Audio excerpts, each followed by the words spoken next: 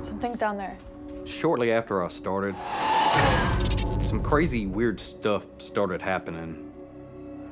I saw my girlfriend standing in the kitchen with her back turned. I just took her to work. Chris, you gotta get out of there. Oh my God. A plug of hair got pulled out. She has a blood spot right there. I mean, it was about that freaking big.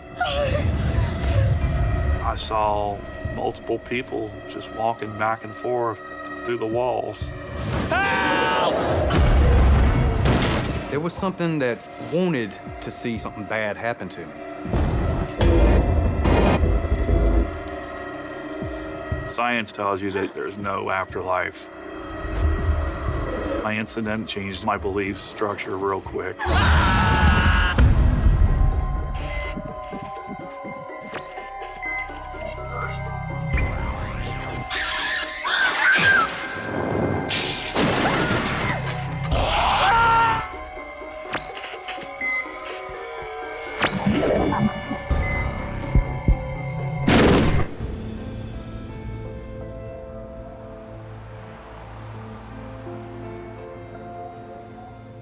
It's 2004 in a Florida beach town. Chris Otto is working his first shift on a body removal team for the state medical examiner. You just start with us? Yeah.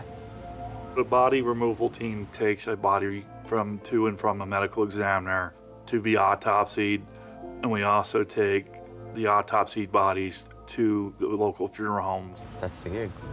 Cool. You ever seen a dead body before? No, not really. I mean, like, I've watched TV and I've gone to funerals, but... It's a little different than that, but you'll get used to it. It's not too bad. Okay. We brought someone back to the medical examiner around 12:30 at night. It was an older woman, probably in her late 70s. She had passed away in a nursing home. I was studying forensics pathology. First, we've got this lever here. Twist it up. And then we're good to go. Okay, grab it. 1, 2, 3. Night, good work at the local medical examiner.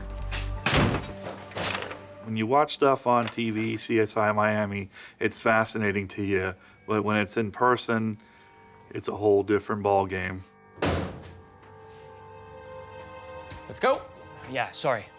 Seeing somebody dead, it was numbing and kind of heartbreaking at first, you know, because everybody has a story.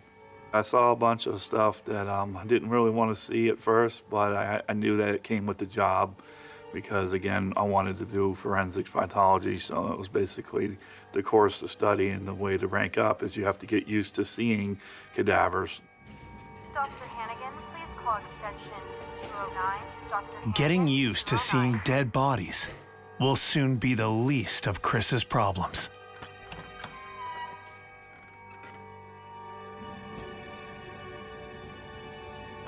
Security, please report to reception.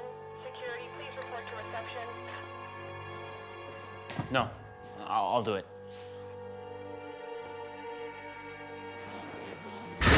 In the morgue, we weigh her, we measure her height, we take pictures of the body with a special camera and get it ready for an autopsy.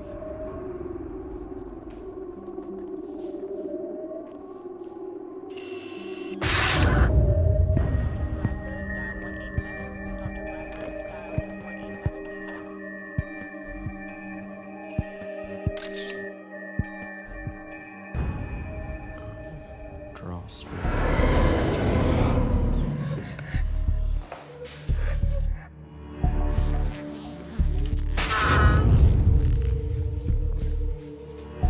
Grab the lights. Oh, yeah. Okay,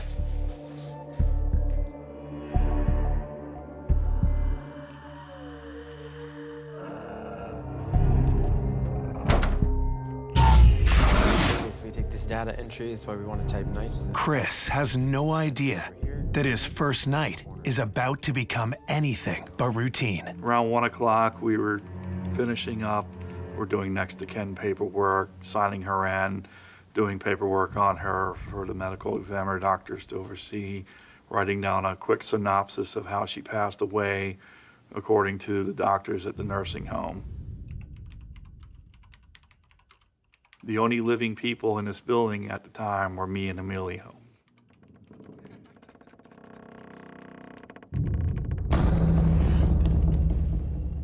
I saw something out of the right corner of my eye. What's up? I think I just saw something.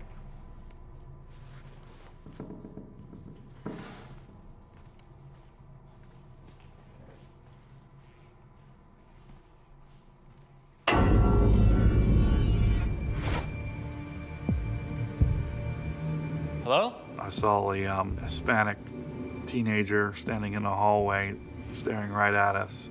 You see that? Yeah, I'm sure I saw something.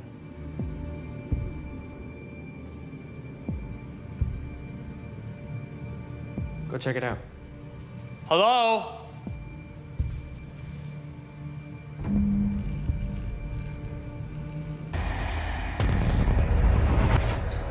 I'm going, oh my God, did they make a mistake at the local hospital? Chris and his partner see the figure of a young man standing looking at them in the hospital. Now, this figure is so realistic, they think, oh my gosh, somebody went and pronounced a living person dead.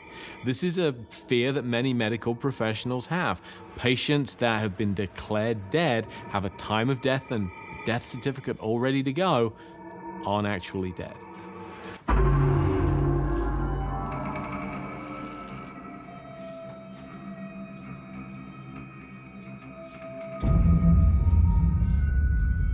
Are you okay? And he just kind of like stuck his tongue out like that, and he ran off laughing and giggling. Hey! We didn't actually know what to do. We were basically frozen in time at that point. We were just dumbfounded. Where'd he go? I don't see him. Hey!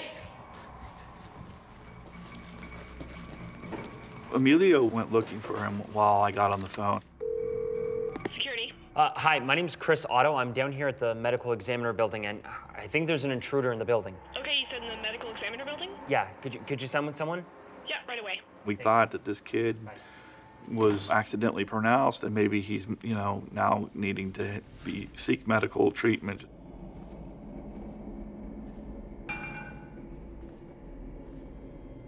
Just hang back for a second.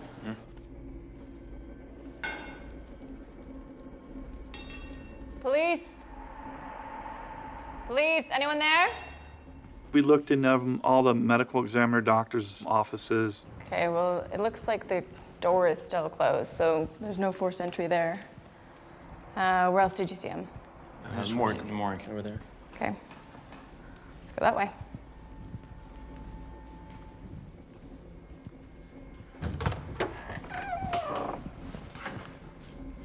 You want to search in there? Yeah.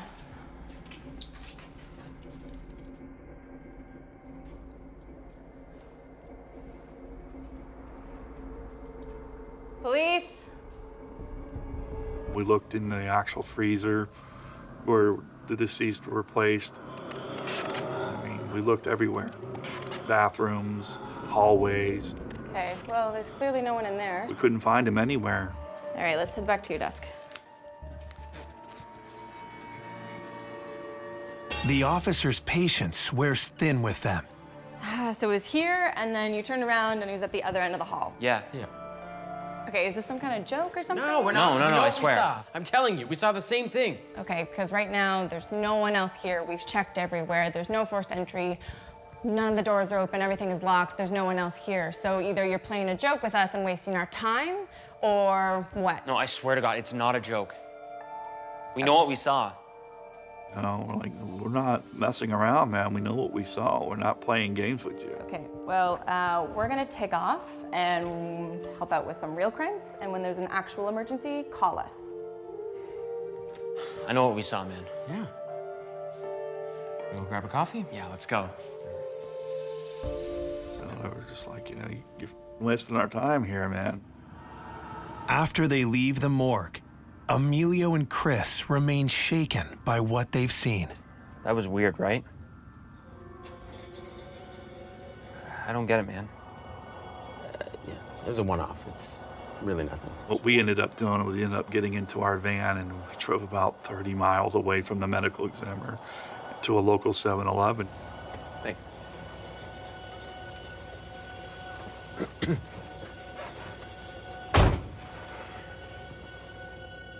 We just sat there. Didn't make any sense to us. There was no way he could have left the medical examiner that night or even came into the medical examiner's.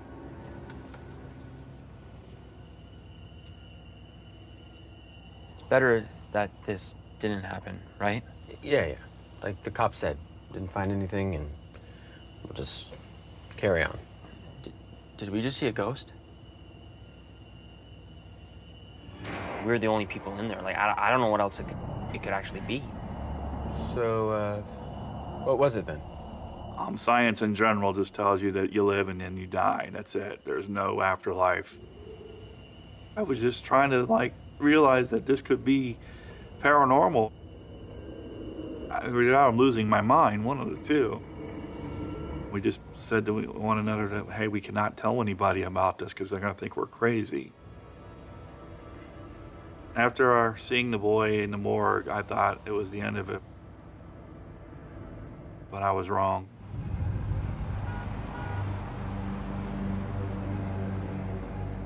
Next night, around 10, 11 o'clock, I had the day off at home.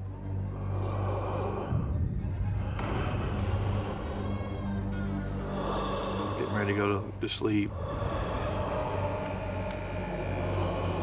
What is that? We'll check. We heard something outside our door.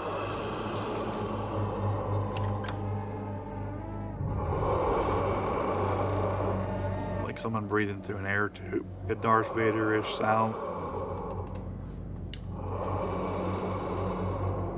I had to see what was going on in my hallway.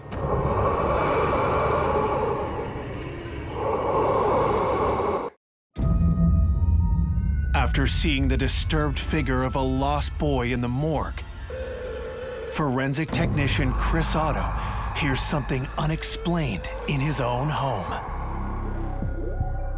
There was nothing there, and then the noise completely stopped.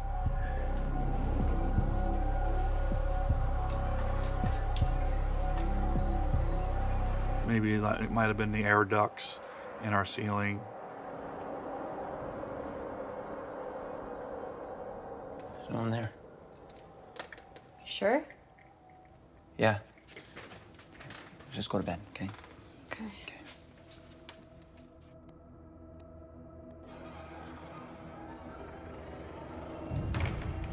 Chris and Denise snuggle in for what they expect to be a quiet night.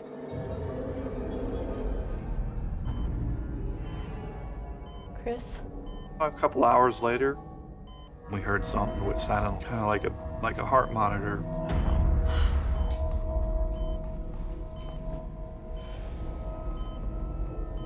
We were like, what is that noise coming from? Or we couldn't figure it out. We didn't have, anything that would cause that noise in our bedroom. Oh my God, what is going on? I don't know. Let me figure it out. We were scared. Just watch out, okay? Yeah.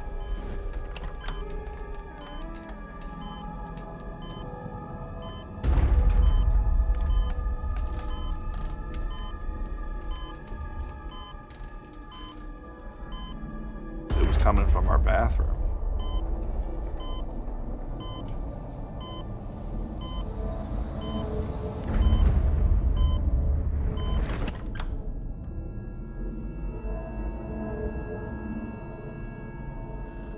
We kind of looked at each other like, what is going on here? We're trying to rule out any paranormal. It must just be from some other apartment.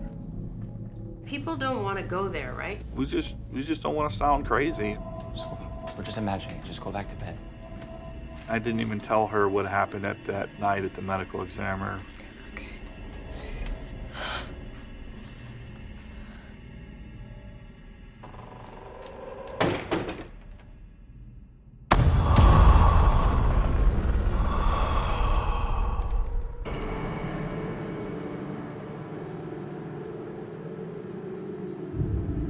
We were still reeling from the night before, what we saw.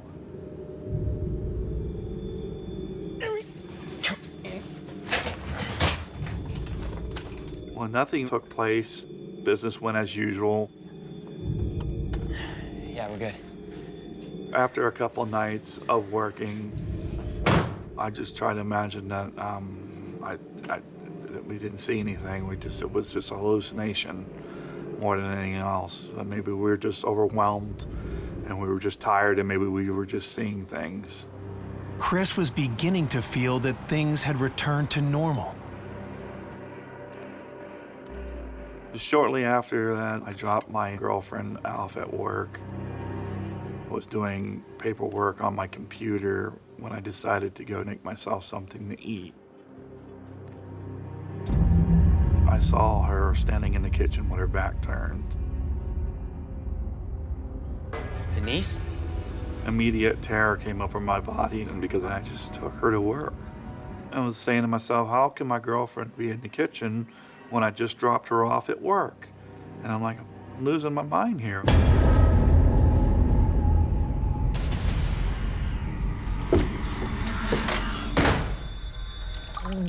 I put water on my face and looked myself in the mirror. I was just saying, get it together. I called her.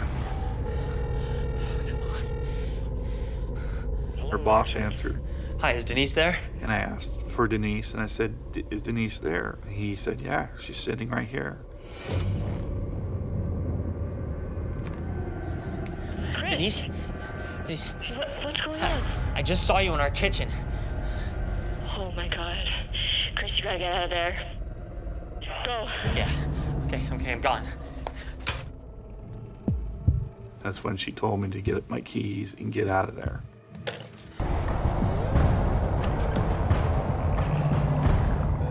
It was still standing in my kitchen with its back turned.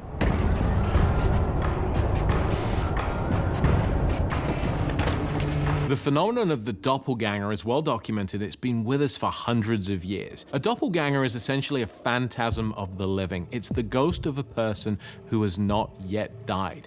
It looks like them. From every angle, it dresses like them. It sounds just like them. They're indistinguishable from the actual living person. It might look like the person you love, but it's not them. And it means harm. I was confused. I didn't know what to do. That's when I called my manager. I said, have you ever seen things? At that point, the phone went silent for about 45 seconds. And he's like, welcome to the funeral industry. What do you mean?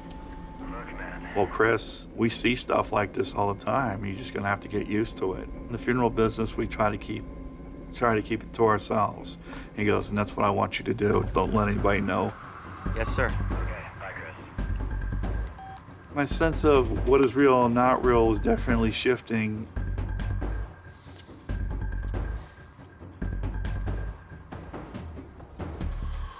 I picked my girlfriend up from work. We talked about it. We decided to go back home, because it was our home.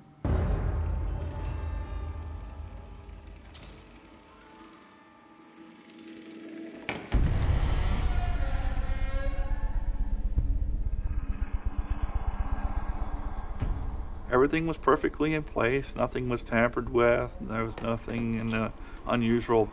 At this point, I told my girlfriend, maybe we have something here that's not from this world. I think something came back with me. She agreed that we might have an entity in our house. I guess I'm bringing home spirits or bringing home ghosts or people that had died to my house. Chris and his girlfriend now know that there are spirits in their home. Just got worse from there.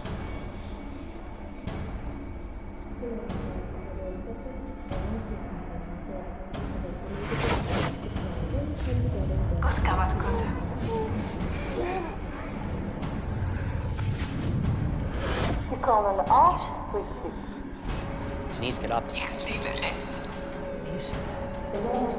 Denise, wake up. Denise. Please, babe. God appeared to destroy the devil's work.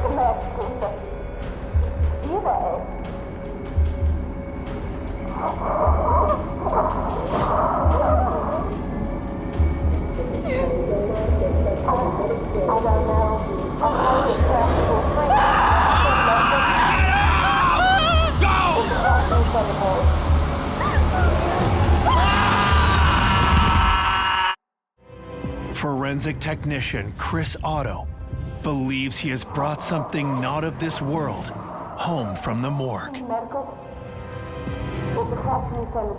It was about 2 o'clock, 3 o'clock in the morning.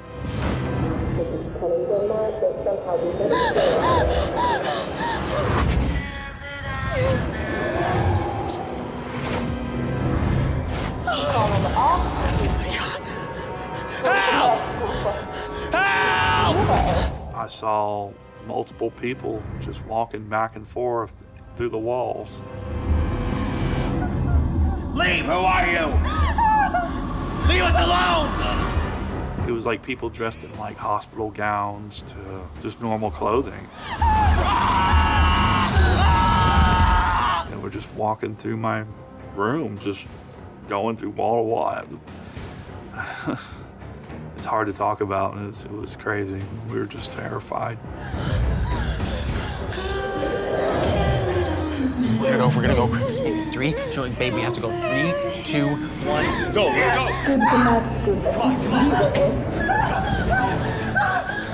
We gotta get out of here. No, babe. Go.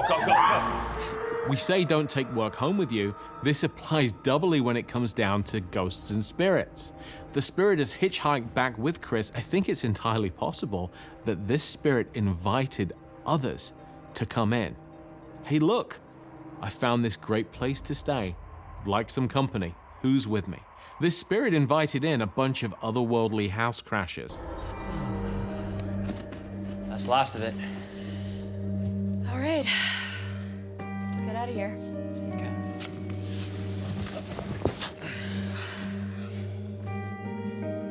We just packed up and we left, and I quit the job and we moved to another place in Florida. Everything stopped after that. Everything was back to normal. There was no ghosts, nothing else. As much as I love forensics and as much as I love the CSI stuff, I just couldn't do it no more. Not after going through what I went through. I'll never ever go back to that job ever again. To this day, I still just can't believe all this took place, and it just made me a believer in ghosts and paranormal. It's real as it gets. Oh my God. I know a lot of people don't believe, because I was one of those people, but when you have something like this happen to you, it's real. It's definitely real.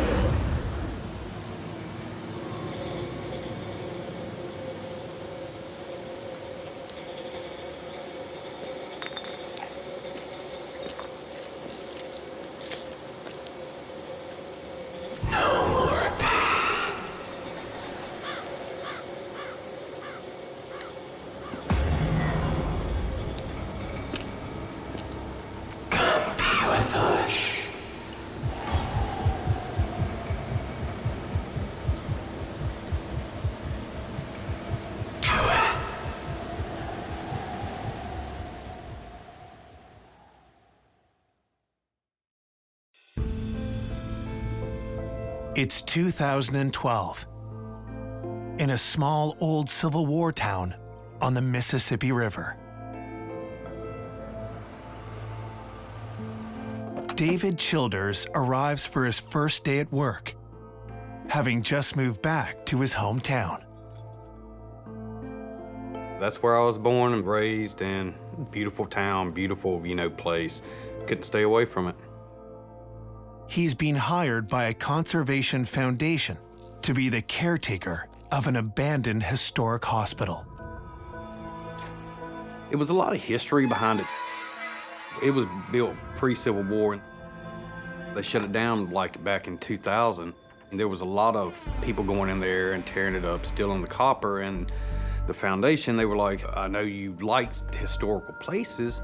Why don't you just come on and, help clean the place up and make sure nobody gets in there and gets hurt? And so I took the job. My work day at the hospital was just walking around cleaning stuff up. See if the walls weren't falling down.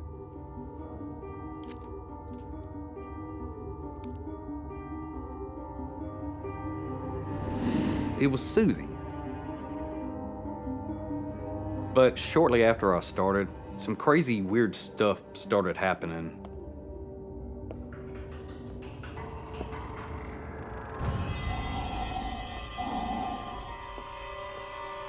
I'd walk through the hallways and it was like somebody was watching me, knowing I'm the only person in there.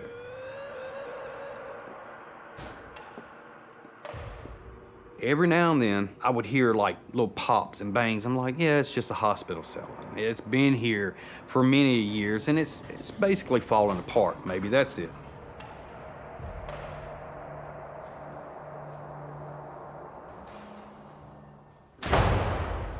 But then I heard a door slam. These doors are heavy. They're old. They have grit up under them. So there's no possible way that the wind would be strong enough to actually do that.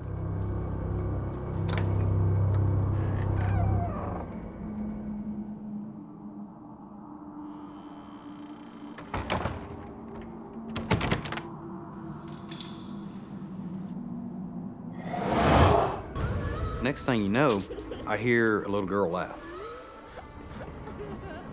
And it sounded like it came from above me. It really sent chills up my spine, knowing a child is not going to be in this building the way it is. And I was like, so I shook it off.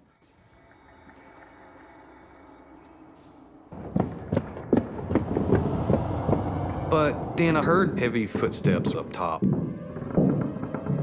Keep in mind, this is a thick concrete floor. It's about 6 inches of concrete. Whatever was running upstairs, I mean, it was loud. It was an eerie sound. I turned my light toward the staircase and I was like, do I really want to do this? I don't know if it's going to be a person up there. Somebody with a weapon, I could get hurt. But I've got to check it out. Hello? Hello?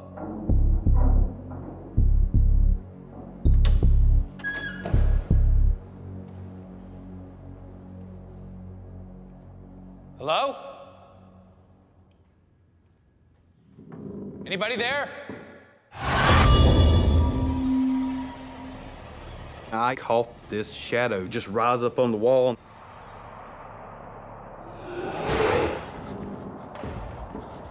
Where did it come from?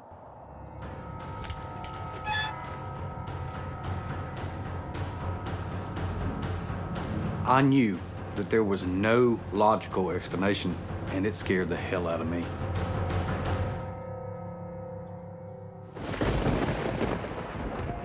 Days pass with no further incident.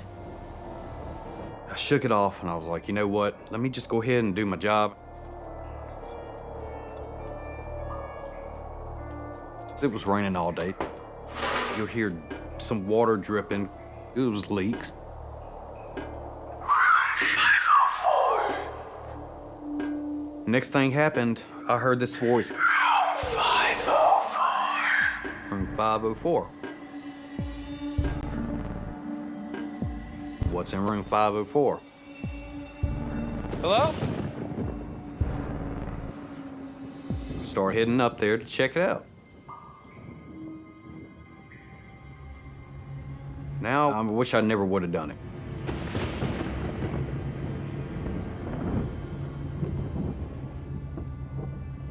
I went in through the doorway.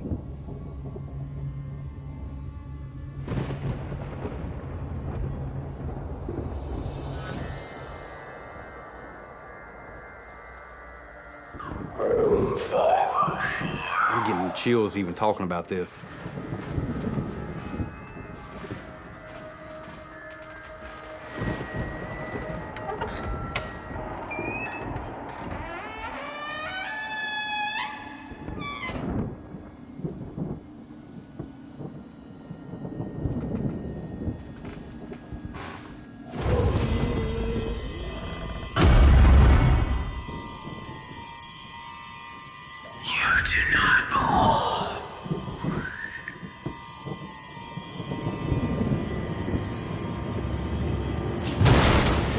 Next thing you know, loud boom. Right above me. I was running for my life.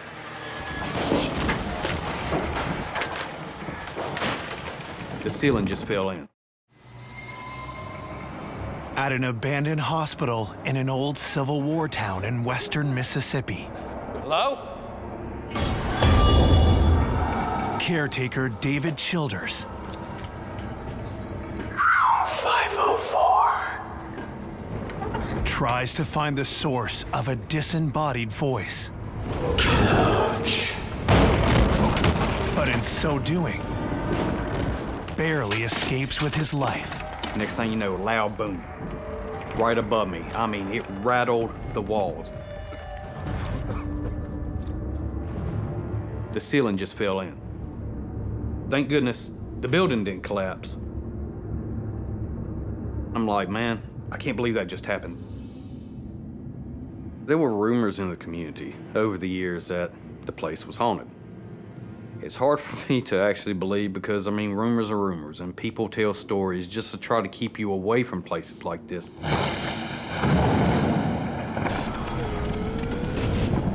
But there was something there that wanted me in that room. There was something that wanted to see something, you know, something bad happen to me. I still cannot explain that. Terrified of what he just experienced, David is at a crossroads. It's either I quit or I take matters into my own hands. Of course, I decided I'm going to take matters into my own hands.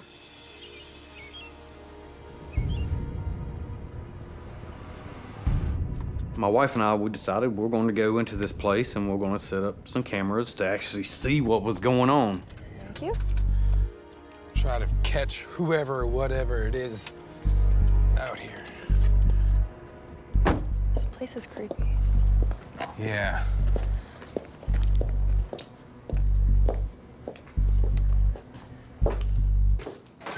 My wife really didn't want to come to the place, but I really needed her to be there. Of course, being my wife, she was like, okay, I'll help you. It was right in here where I heard the noises. So maybe... So let's set one up right here, yeah. Somewhere like looking this way. David and his wife set up cameras throughout the hospital in the hopes that they will be able to catch the intruder on video. I wanted to capture what was going on in this place because I know I'm not crazy. I know I'm hearing all this stuff. And I really would like for somebody else to understand exactly what's going on and what I'm dealing with. They leave for the rest of the morning and will return later in the afternoon. Yeah.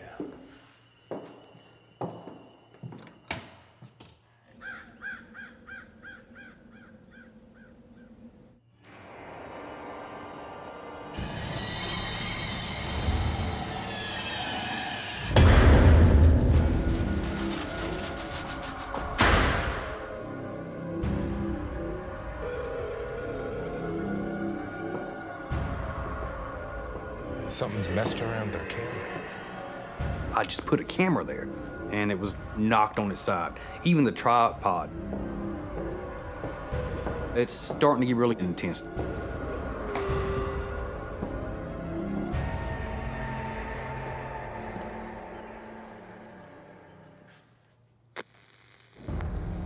Just a bunch of static.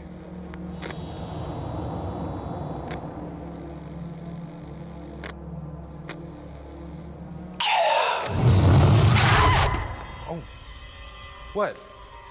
What happened? A plug of hair got pulled out of. Oh my God. She has a blood spot right there. I mean, it was about that freaking big. I can't do this. I You're can't. bleeding. No.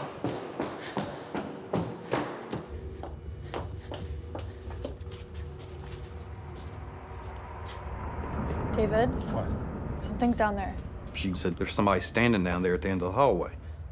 You are not welcome. There it was. It looked like a silhouette of a person, but I know good and well it's not. David. Leave here. Come on. I was in shock. David, come on. David! It felt like it was looking right through me. Come and be with us. Next thing you know, she bolts out behind me. She runs out toward the catwalk, and I mean, I had to go running after her. And she was like, let's go, let's get out of here. Whatever it is, doesn't want us here. Let's go now. Come on, let's go. The heck was that? I'm just racking my brain. I'm trying to figure out what is going on. What exactly is this thing?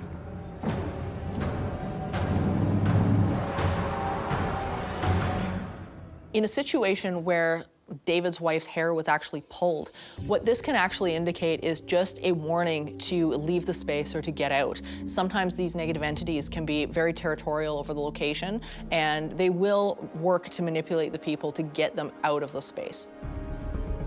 David stays away from the abandoned building for several weeks. But he can't shake his curiosity around what he has seen and heard.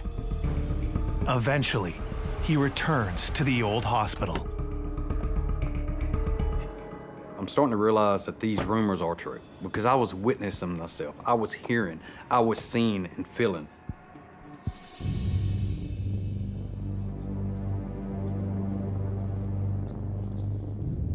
As soon as I got closer, I felt like I was being pulled there. You get people that tend to be very excited over the fact that something has happened. It's unique, it's thrilling to them. So sometimes people don't actually heed the warning to leave, but actually it draws them in a little bit further. It was something deep inside of me that just lured me in. I felt safe. I felt like the hospital was taking care of me.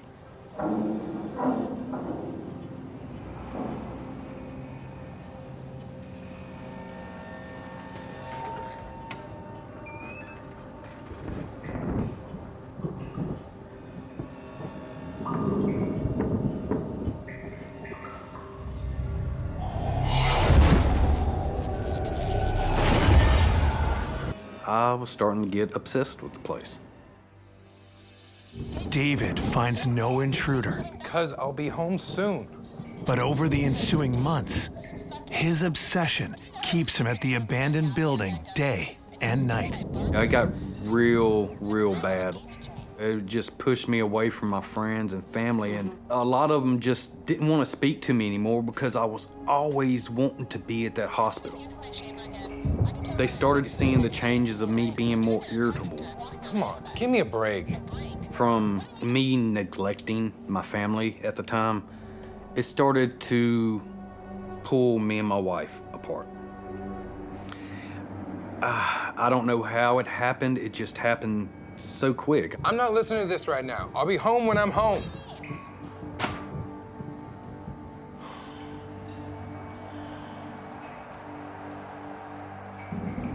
My whole personality changed, and I still don't understand why. It got worse and worse between me and her. The more time David spends in the decaying building, the more his mood turns. I fell into a deep depression. It got to where that I got a barbecue grill, and I took it up to the roof. And I would sit there in a lawn chair on the roof of that hospital and just cook out. Until one day, it threatens to consume him completely. This is where you belong. All of a sudden, everything just got muffled. I could hear everything. I can hear the noises. Come be with us. It was like I had earmuffs on. No more pain. And then I start getting a soothing feeling. Come and be with us. I wasn't upset anymore. I was at peace. And I mean, it felt good.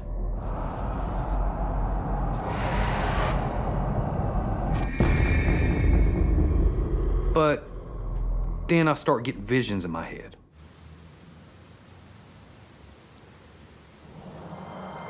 It wasn't voices, but it was just visions of me walking to the edge. So I walked to the edge of the roof.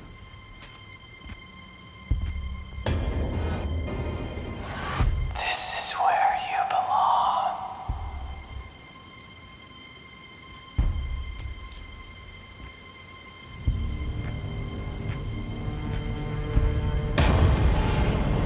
This is where you belong. I'm looking down. There's my truck. Something was showing me, hey, look, you can end it. Do it. It was showing me, hey, look, you can end the pain. End all this right here, right now. Just go ahead, take that last step.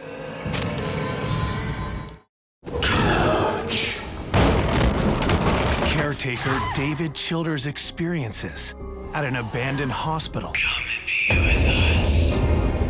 have driven him to the edge of suicide.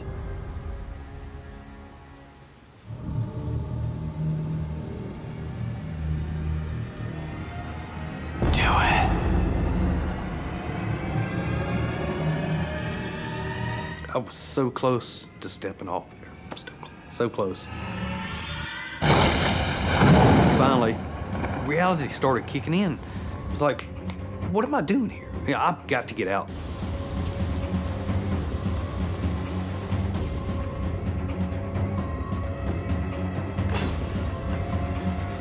I ran down from the roof, I get in my truck, and I get out there.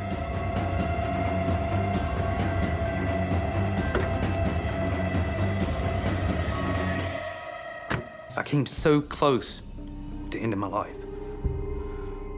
That place is truly dark.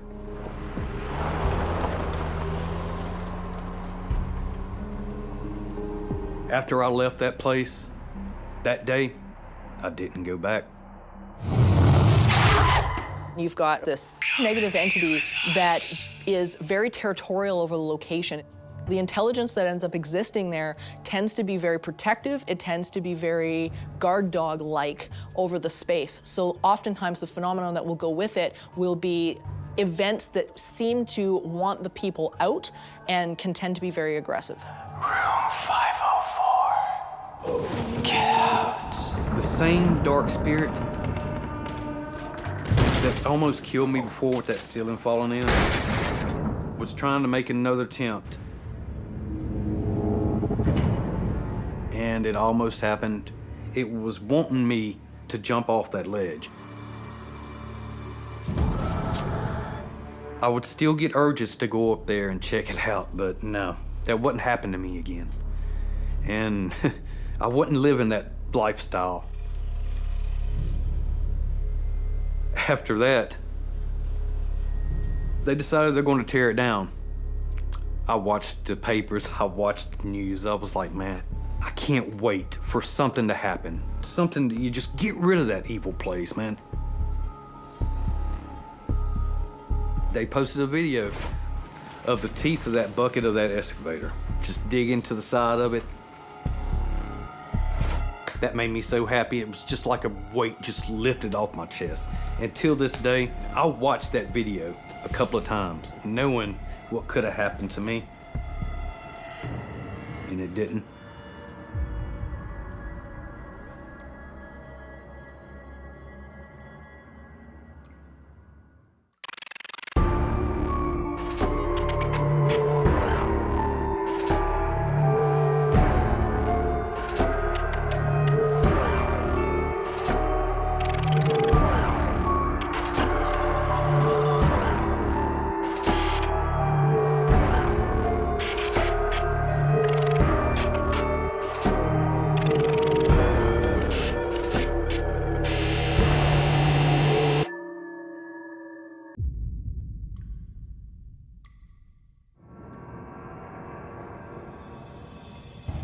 The evil one will have his due, and you will pay with your souls. I assumed he was a Satanist. He's full-blown possessed. Sir, are you okay? This I don't like. I was petrified. There was an older gentleman sitting there. There should have been no one at the building at that point in time. Hello?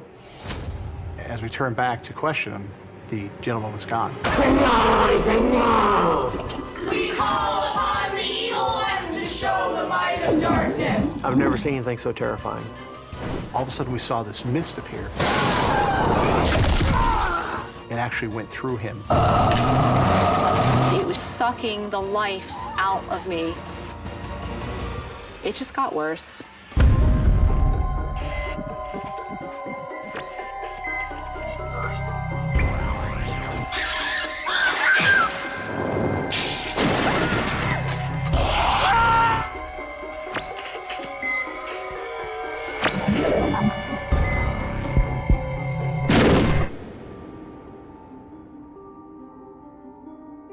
Raised by conscientious parents, Michael Nesbbit, a former airman in the U.S. Air Force, prides himself on his rational thinking. My family has been pretty skeptical and questioning of things that happen and don't happen. Are you referring to the paranormal? Most of my life, I grew up not believing in any of this stuff. And what happened to change your mind? I took a job as a security guard temporarily in a mental institution. All Michael knows about his new job is that it opened up because of recent damage at the hospital. They'd had a fire there, an electrical fire, and the locks on the doors were electronic, and so they couldn't lock the doors. So they really just needed people to come in and sit and keep quiet and make sure that nobody walked out on their own.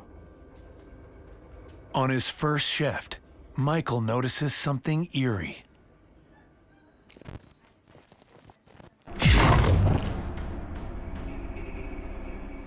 It really was right out of a movie.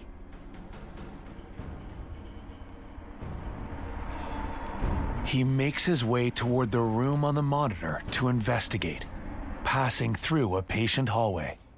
Each person had like a private room. It wasn't like a big ward or anything like that. There was like a central day room where people would sit and congregate, play cards, and do whatever they wanted to do. Along the way, he comes across a patient he has been asked to keep a close eye on. He was a teenage boy. He was very goth, wore all black clothes. He had these drawings in his room, and they were kind of disturbing. Strange scribbles, symbols. I assumed he was a Satanist personally.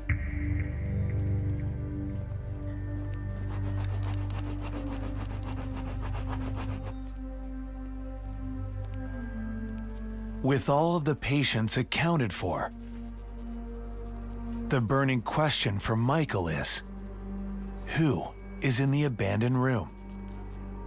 I put my foot in across the threshold, and as soon as I did, I just had this overwhelming sense and feeling that said no.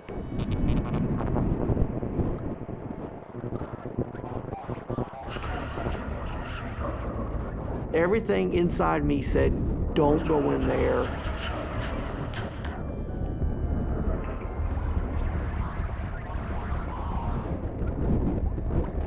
Michael's rational mind dismisses the oddness as a technical glitch, a byproduct of the electrical damage caused by the recent fire.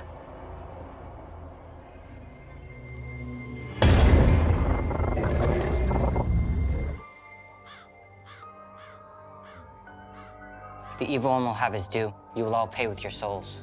He's coming and your lives are forfeit. You don't understand. He's coming and your lives are forfeit. I overheard him tell one of the nurses, I'm going to summon demons on Halloween. I'm going to bring Satan in here on Halloween. Look right at her. Just deadpan serious. Your lives are forfeit. Halloween is that time of year when paranormal investigators get more ghost reports than at any other time. Sensitives will tell you that there is a thinning of the veil between worlds. As we get closer to All Hallows Eve, it becomes easier for the dead to come across. You don't get it. It's okay. He's coming and his power will be greater than ever. Hey, it's okay. Let's just get you back to your room, okay? Calm down, it's all right. Come on. They were very dismissive of him. Oh, well, that's nice, and thanks for telling us. I didn't think anything of it, really. I thought, okay, well, he's just, a typical skater, punk rock, goth kid. Just textbook. The next day is October 31st, Halloween, and Michael is called into work the night shift.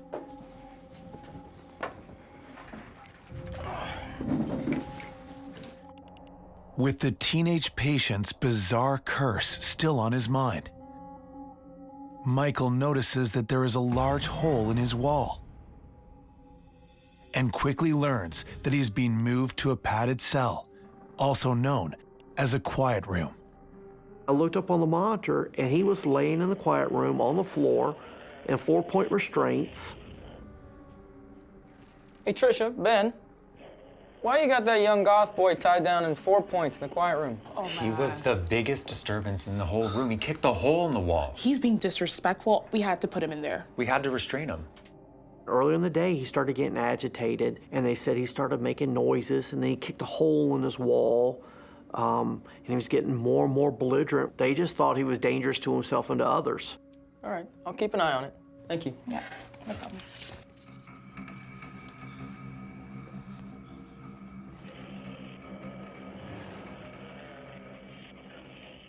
He also notices the group of patients that he saw playing cards the day before.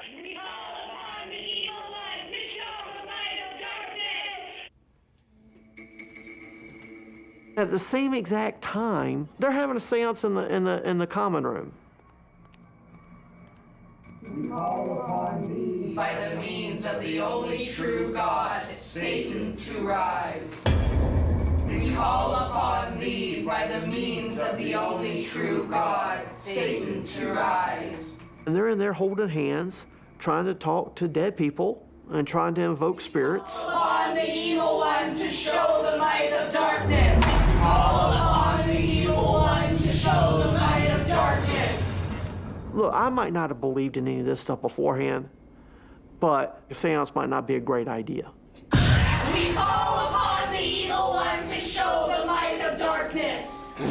Especially given what's happening to the goth patient in the quiet room, which is no longer so quiet. Summon his power. We call upon the evil one to show the might of darkness. We call upon the evil one to show the might of darkness.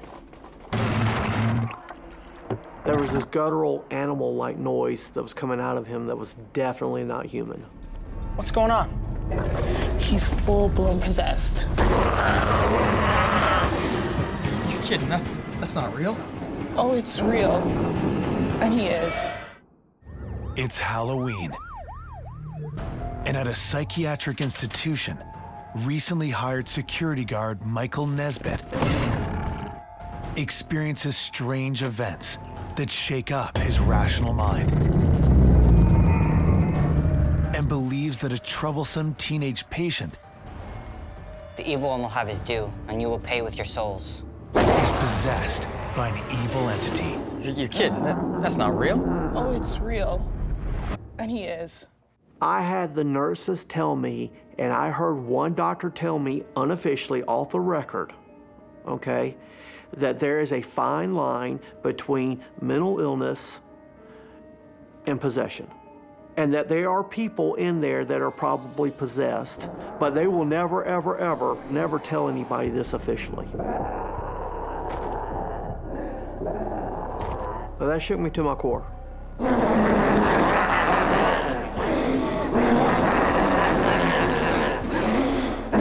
I never would have imagined seeing that in my life. I had heard about this being a thing, but I always thought, well, that's not true. That's make-believe. It was not make-believe. This disturbed young man very vocally, very loudly denounced God and said that he worshipped Satan and that he was going to raise Satan up on Halloween night. No matter what you believe, whether you are a Christian or an atheist or the follower of some other faith or no faith, this opens you up to attention from all kinds of opportunistic entities. And I think that's exactly what happened in this case. The nursing staff enter the room to ensure the patient doesn't harm himself. Calm down, relax. Sealed 146 Belgrade Drive. Walter Weeds, 246 Thompson Parkway. Who told you that? He knew their full names. And the staff doesn't give their names to the patients. That's against policy. He knew not only their name, but their home address. Yes, he did. Look, I think we need to get out of here.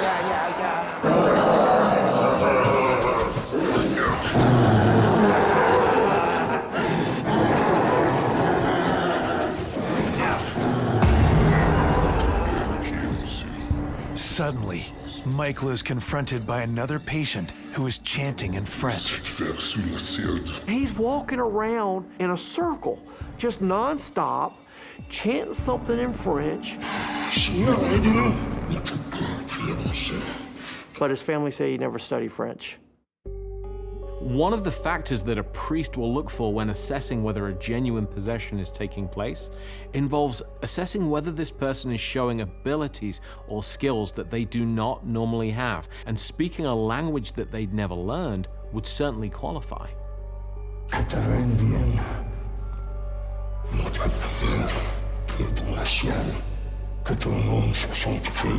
The only thing I could think is that he's praying. Something's bothered him, something's got him really spooked. He's really scared.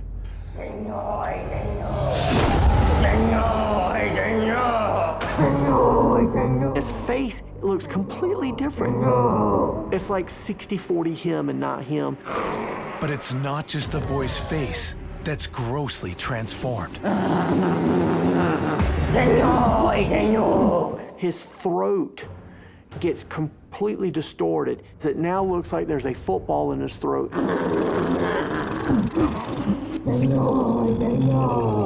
I was trying to figure out, how does that happen by itself? You know, obviously he couldn't put anything in his mouth. He's laying down, his hands are tied. We call upon the evil one to show the might of darkness. I've never seen anything so terrifying. Security guard Michael Nesbbit sees terrifying satanic events that cannot be explained. The might of darkness. His throat starts to swell up. And it just gets bigger and bigger. If you've ever watched a snake eat, and you see how it swallows a mouse whole, and you see that big mouse go down its throat, it looks like he had swallowed a football. We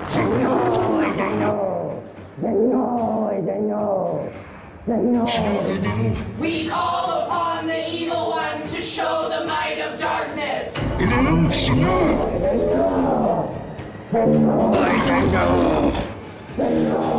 out of here.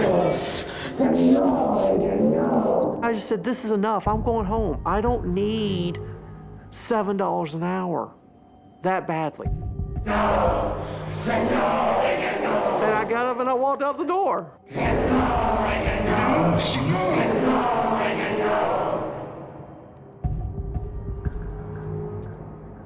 I didn't go back. I was done. That was it. It was not safe for me to go in there.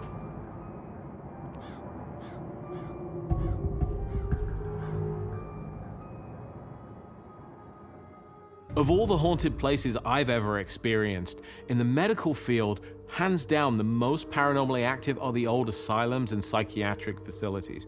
This is where you had some of society's most vulnerable and disturbed individuals. Many times they were just placed out of sight, out of mind. All of that energy, all of that negativity still remains today. And no wonder such places are haunted. And these kinds of hauntings are almost never friendly or benevolent. They're almost always aggressive and disturbing.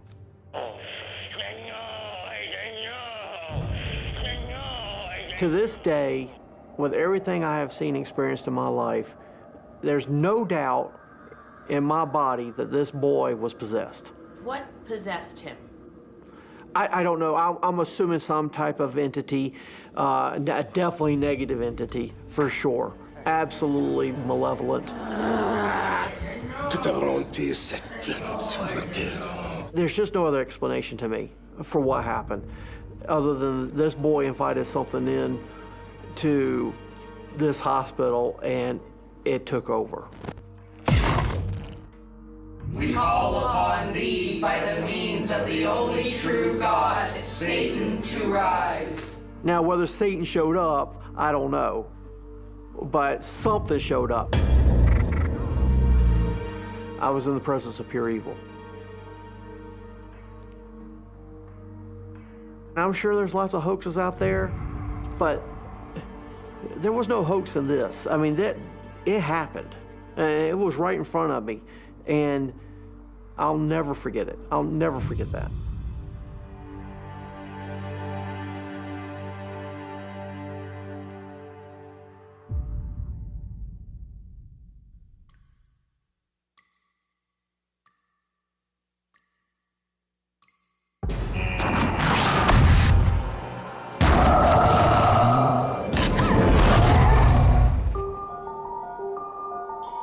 It's 1997 in a New Jersey small town. Certified nursing assistant Aretta Burkehead begins her first shift at a local seniors residence.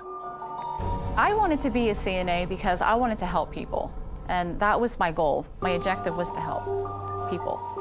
Helping people gave me a lot of value, and it made me feel good about myself, you know, having a purpose in life.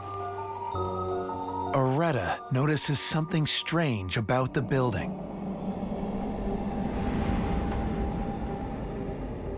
As I was walking up towards the building, I felt like the building itself was literally looking at me as I was walking into the building.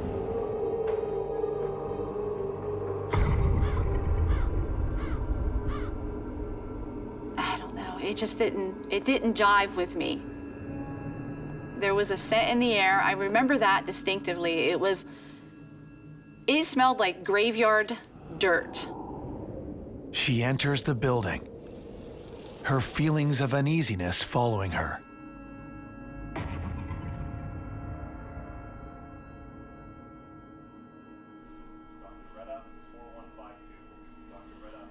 Okay, so this is the main desk, head of the operation. You're gonna come in and check in here every day when you get to work. You can find all of the residents' charts here. You wanna grab this first thing when you show up.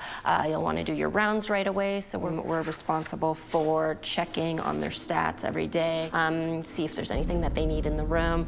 I kind of detected that one of the ladies who was an older woman, Rosa, I remember getting an odd vibe from her because the way she looked at me. And then you're gonna do your rounds, check in on everybody, make sure all their stats are okay, blood pressure, things like that. For the next several hours, Aretta completes her orientation, and by 11 p.m. is ready to begin her overnight shift, alone.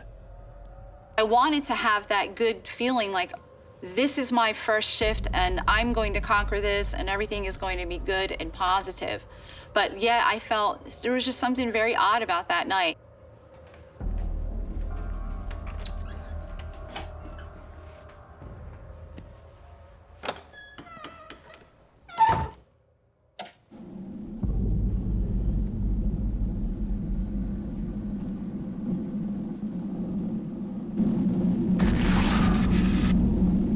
A TV popped on. This was well past 1 o'clock in the morning. There was no one else around. I knew the TV cannot pop on by itself.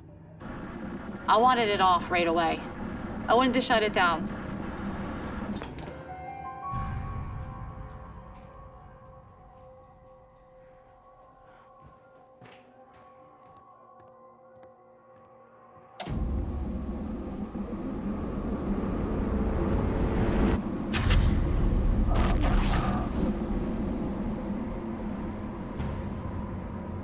I didn't know really where to go from there except for to take a deep breath and get it all back tight and go on with the night because that was my job.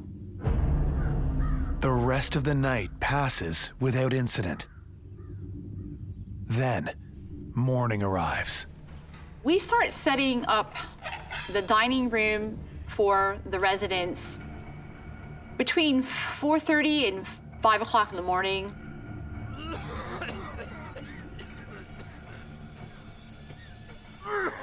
It was a horrific, horrific cough, like a death rattle cough.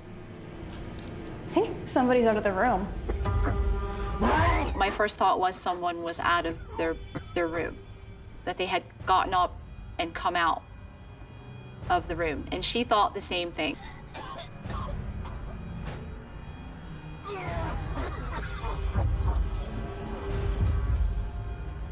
We checked the hallway and we checked everything that was in the area and no one.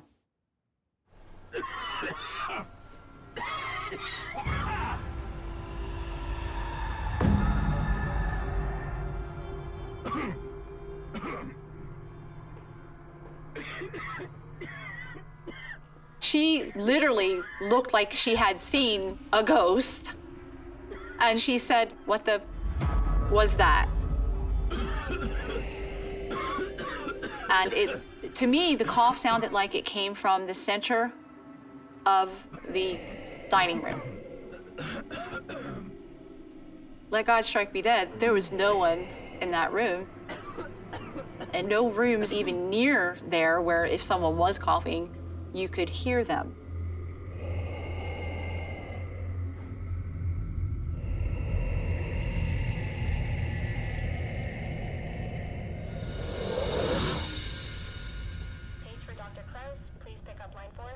We both heard the same exact thing. We both heard the same cough coming from the middle of nowhere in the middle of the room. I had a gut feeling at that point that this probably was going to be a challenge for me to go back into work the next night.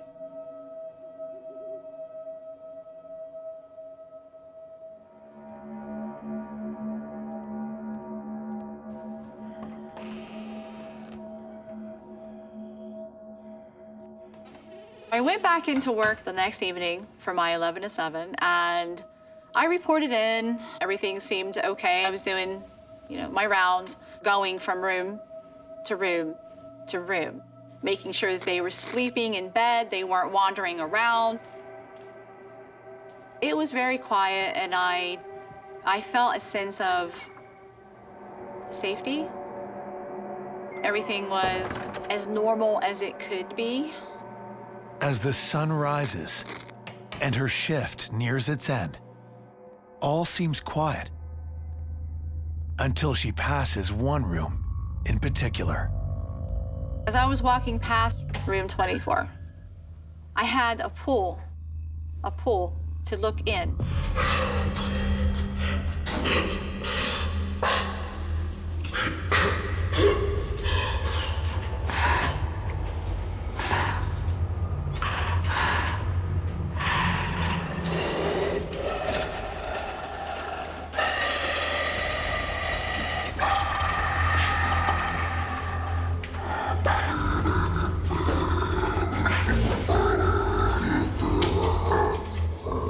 Never seen anything like it. Sir, are you okay?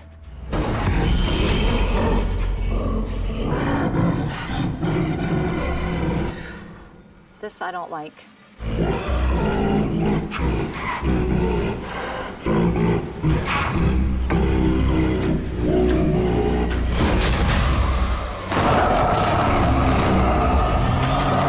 I was petrified. Nursing assistant Aretta Burkehead has experienced events she cannot explain. When she enters room 24 to investigate strange noises from a patient, she comes face to face with something that sends her rational mind spiraling out of control. Are you okay?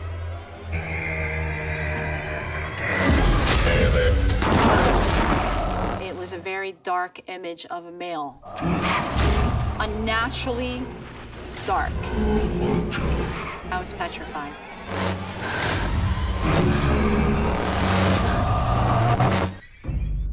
It was just gone. Just gone. My adrenaline was through the roof because I knew that I saw something, a apparition, a spirit, or something otherworldly. And I had a feeling of dread. I said a prayer, and I just said, please protect me. God, please protect me.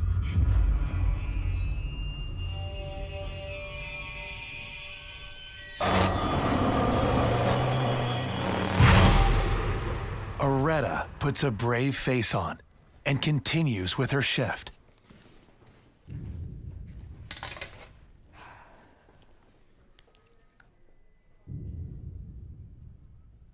You okay? Yeah, I'm good. Did something happen? What makes you think something happened? Listen, I don't want to overstep my boundaries. But if you had an incident, if something happened, there's something that I can give you. What are you talking about? It's a bead you can carry. She had a blue bead that she gave me. It was like an evil eye. The evil eye is a symbol found throughout history, and in several different cultures, it's worn as a talisman. It's an all-seeing eye. What's it supposed to do? Just keep it with you. When wearing that evil eye, what you're doing is you're reflecting that energy back to the sender, back to the source. Perhaps any evil, dark, malevolent energies back to the spirit. I knew she was giving me this evil eye for protection, and I put it in my pocket and made a promise to myself that I would keep that in my pocket on my person when I came to work. Aretta arrives for her shift the next day, optimistic that the stone might ward off any further encounters with the spirit. How's it going? The patient in 24. When I got back to work, I was told right away that the patient in room 24 had died. He went into sleep. Thanks for letting me know. She now worries if the patient's passing is connected to the frightening apparition she witnessed in his room. And that was disturbing to me. It made me feel very uncomfortable. And it just got worse.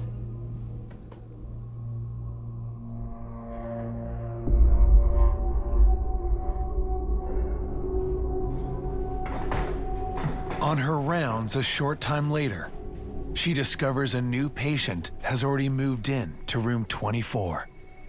They fill up very fast. There's a waiting list for small facilities like that, small hospitals. I was passing by and there was this incredible pool. As it did earlier, room 24 seems to call to her. Because of the things that had happened to me, I had to look in room 24.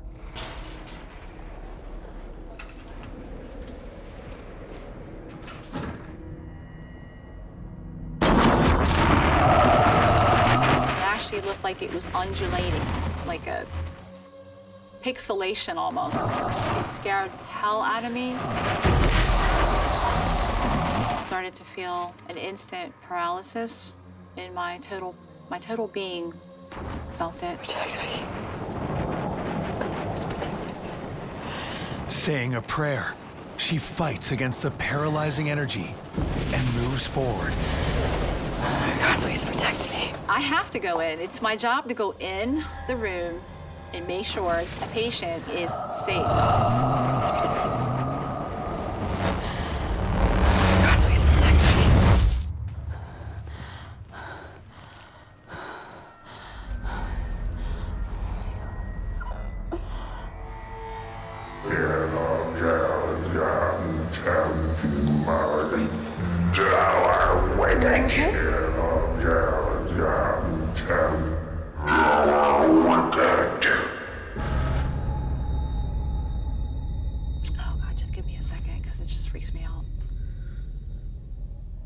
This was not his voice. Thou art wicked. Thou art wicked. Thou art I felt a sickness come through me, and it was like feeling death itself. I did not want to be in there. I did not want to be in the building. I just said, I'm done. The closet door behind her suddenly opens on its own.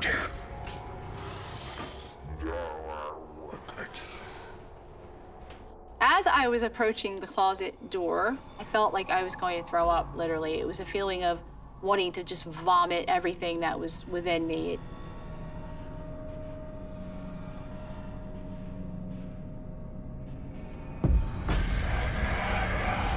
The moment I put my hand on the handle, everything changed. It was like I went into a paralysis.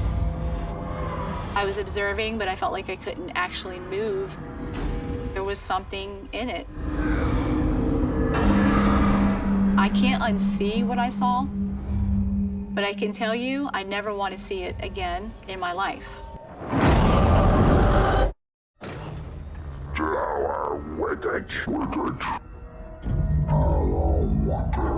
After witnessing terrifying paranormal events, I felt a sickness come through me, and it was like feeling death itself. nursing assistant Aretta Burkehead Actually looked like it was undulating. encounters something that literally paralyzes her. The moment I put my hand on the handle, everything changed. I was observing, but I felt like I couldn't actually move.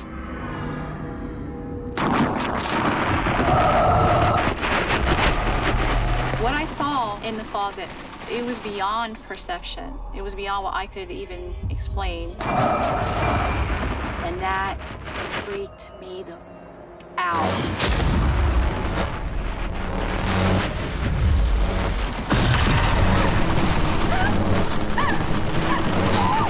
It felt like I was being defibrillated. I felt shocks go through me. It was sucking the life out of me. This spirit might be pulling Aretta into this closet and for the purpose of completely sapping her energy. You're stuck. You are in a full state of fear. And again, there's a lot of energy being expended with that fear and with that panic, energy that a spirit can feed off of. I went back to something that my mother taught me when I was a little girl. She taught me to say, I rebuke you, Satan.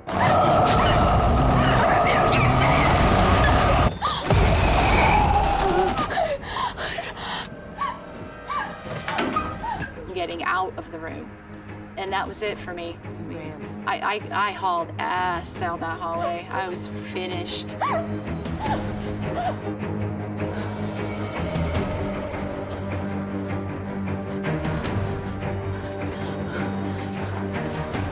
You couldn't ever pay me enough money to work in anything like that. Anything that haunted, anything that deplorable.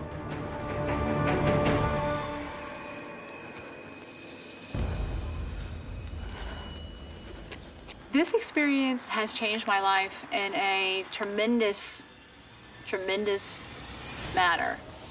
I no longer am a skeptic of anything paranormal related.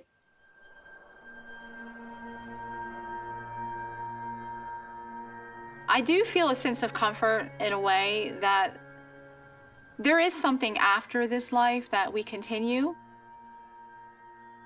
but it does scare me. There's no definitive answer. There's no handbook that says after you take your last breath, you're going to a happy place.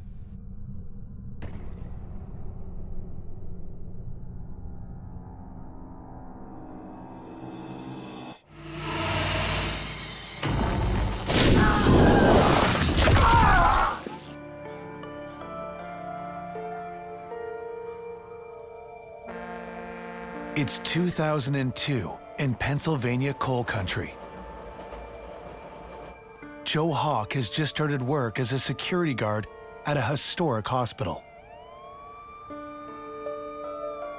was a police officer for 15 years until I got injured in the line of duty in a training accident. I'm currently retired from the police position, and I worked security for one of the local hospitals.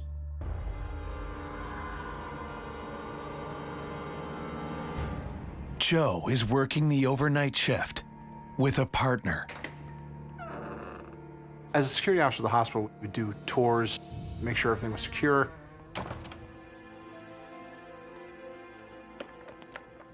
We also were tasked with securing the hospital at night.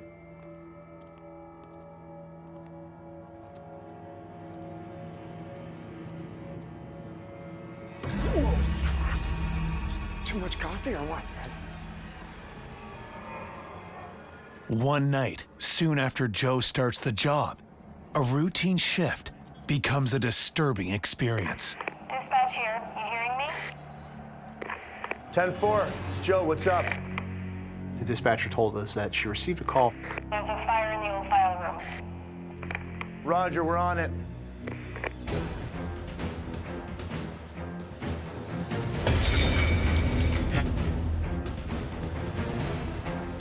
But there's something strange about this report of a fire. No alarms or anything were going off. Ready? So we unlocked the door, and as we tried to open it up, there was a little bit of resistance. We had to force our way in. The door was kind of almost like if something was up against it.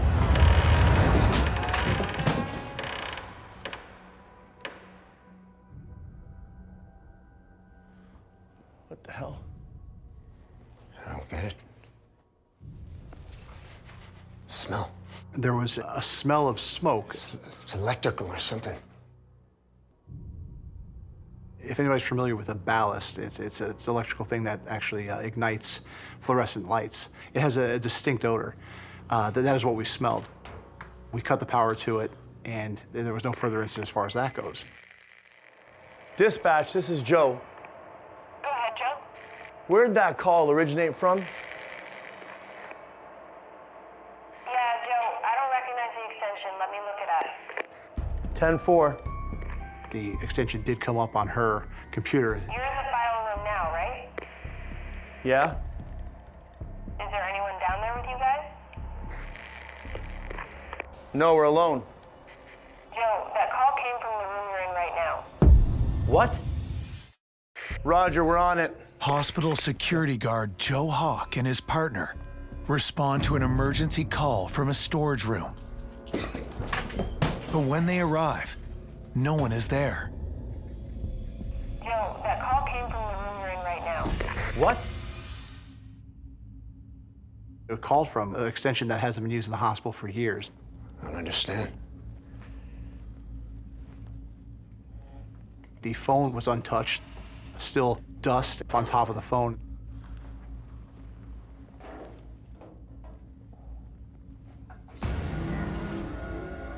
And not just that, the phone was actually unplugged. It wasn't even inside the extension.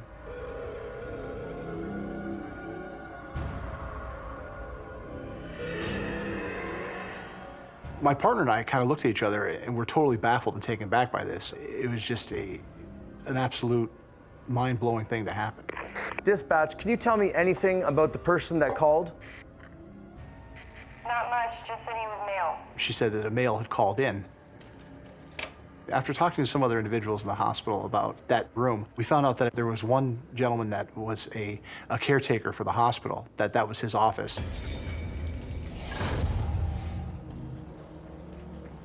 They got a phone call that didn't seem to have any sort of natural origin to it. This phone call may actually have originated from the caretaker. It originated from his office, and it's very possible that it was his way of just continuing to care for the building and the people in it. I thought that was strange, but that was just the beginning. One night I'm working night shift, my partner and I are coming off the elevator. As we turn the corner, there's a seating area. Did you see something? I don't know, man. I thought I seen something. There was an older gentleman sitting there with gray hair, like peppered hair. He had a plaid shirt on. Hello? There should have been no one at the building at that point in time. Hello?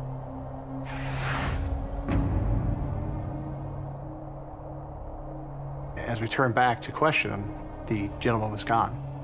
Is anyone there? I thought I'd seen something, I swear.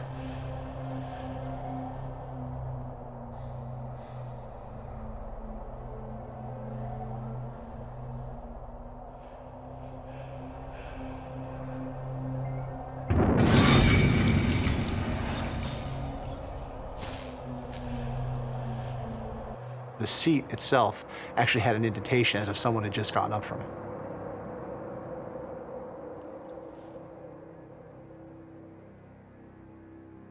He was there. I mean, he was absolutely, you could make him out, you could see detail on him.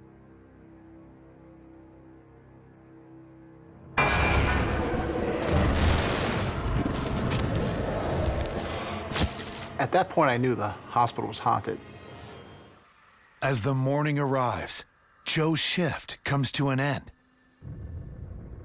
But the strange experiences do not. The final thing that happened to me at the hospital was one of the most intense things that I've ever experienced. We went outside, we're doing a patrol. So many jobs a man can have, I don't know what in the world. Hold on.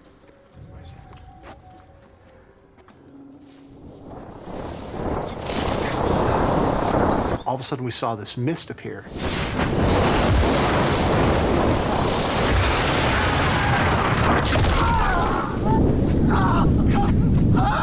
It actually went through him to the point where it actually brought him to his knees. Are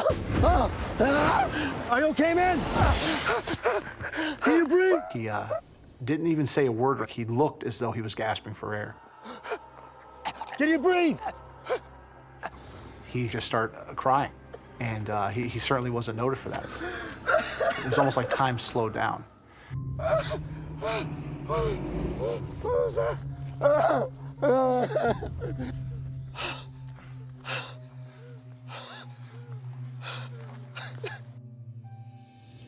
Okay, so what was the mist, and why do you think it chose your partner? I'm not sure if it chose him or if that was the path. I think the path that the mist came down was the entrance to the old hospital. The hospital's several hundred years old. This hospital was tasked with the fact of taking care of the coal miners. Sometimes the coal miners would get injured so badly or even die that they would bring them to the hospital. A lot of times, they would actually just drop the patients off without even taking them inside the emergency department. So they would actually leave the bodies or the patients outside the doors and just kind of leave them because time was money. The events that Joe reports throughout his short stay at this hospital seem to reflect something called residual energy, which is a replaying of events in the environment that have happened previously. It could have happened 10 minutes ago, it could have happened 100 years ago, but it seems to be in relation to the time period where the coal miners are actually present at the space. You look at the history of the hospital, and over the hundreds of years that it's been there, coal miners were brought there, whether they had died there, whether they were brought there that they'd already passed. The energy at that hospital is just so great, and my assumption is that's probably what added to a lot of the incidents that happened there. I believe there are things that are just unexplainable, especially in the paranormal field. It's something not to take lightly. When I look back at my time at the hospital, I'm very happy that I had a chance to see something that most people have never experienced. It's an experience I'll never forget. It's an experience that I don't take lightly, and I appreciate my experiences there.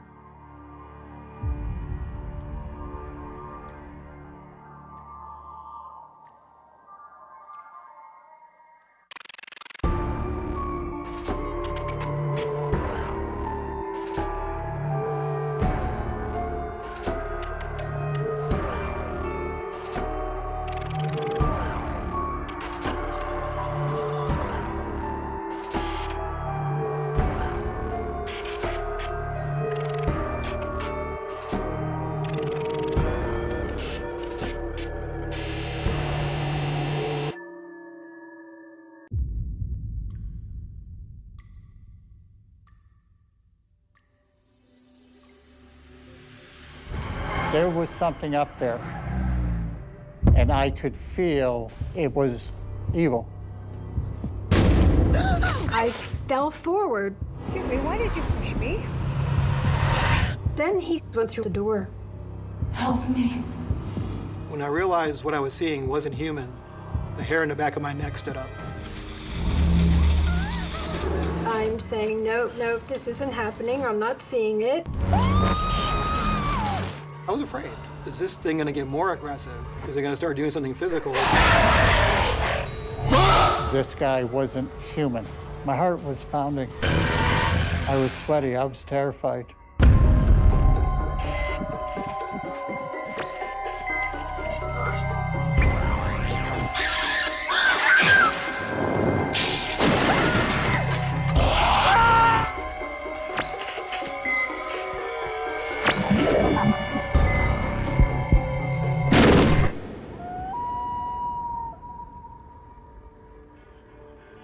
On the western shores of Lake Ontario, in a remote psychiatric hospital, retired Special Forces soldier Rob Simpson has begun a career as a security guard.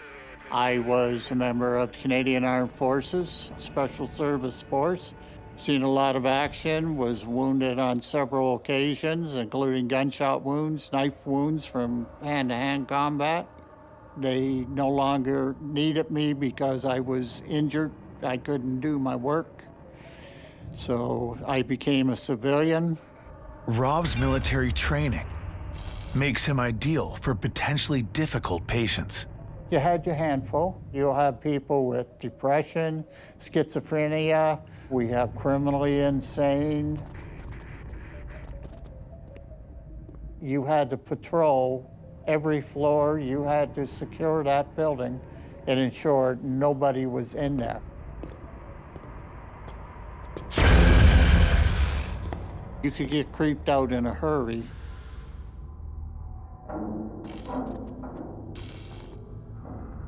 Many a building I'd go around and the hairs are standing up. I'm an ex-soldier. I thought nothing scared me. But my year at that psychiatric hospital taught me what fear truly was, and I had to rely on my training to keep myself in the game.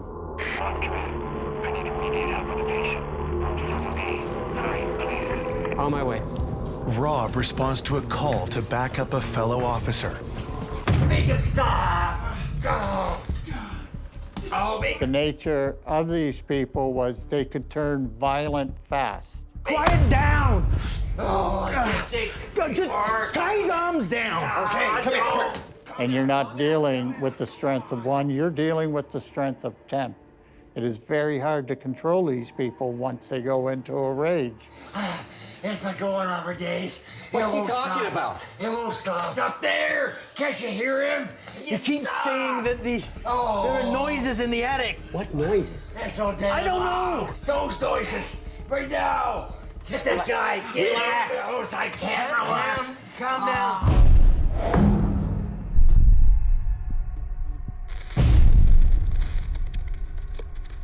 Make it stop. What the hell is that? Make it stop. That banging wasn't normal. Oh, make it stop. Okay, we gotta go check that out. We gotta go check that out, whatever that is. Oh. Calm down. We're gonna make it stop. Figured I'm gonna have to go up and see what this is. Just relax. With the patient calm enough to be left alone, Rob and the other officer head upstairs to find the source of the sounds. This is where it's coming from. We gotta go up, check it out.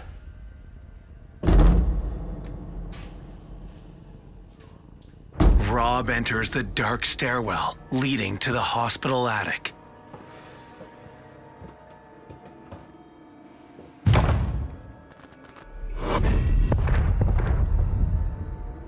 And the whole time you feel like something's watching you. And you're on guard, you're on alert, you're like, what is going to happen? What is happening here? This feeling, you're not alone. You'd see something out of the corner of your eye, but you couldn't quite make out what it was.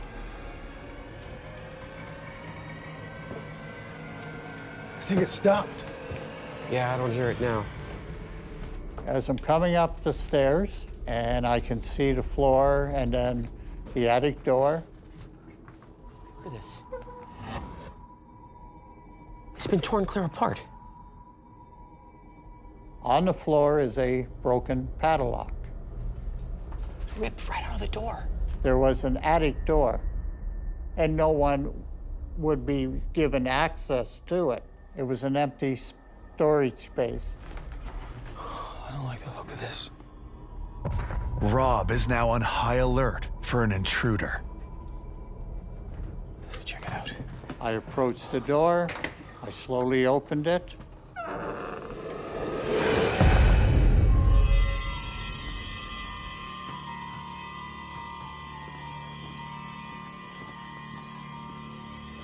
If an intruder or a patient broke into the attic, they are no longer there. There was a few old beds, there was some boxes, there was nothing else. There's nothing here. Where the hell's the banging coming from? You heard it. I don't know what I heard, but there's nothing here. After installing a stronger lock, Rob finishes his shift without further incident.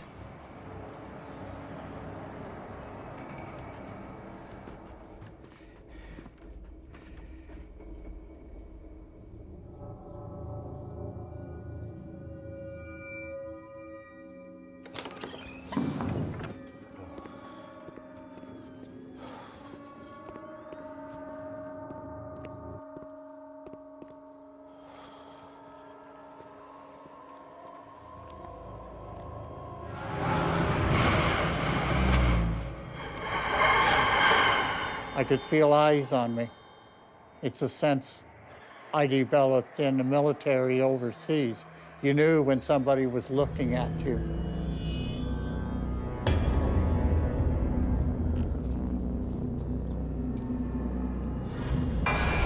There was something up there in the attic.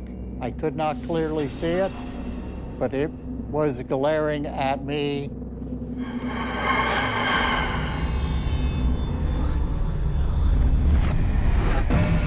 And I could feel it was evil.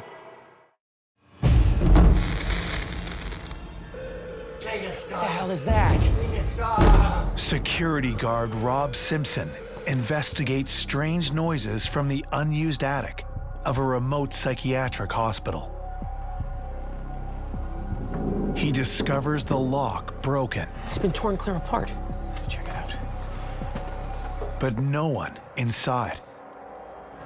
Upon leaving the building, he sees something that shouldn't be there.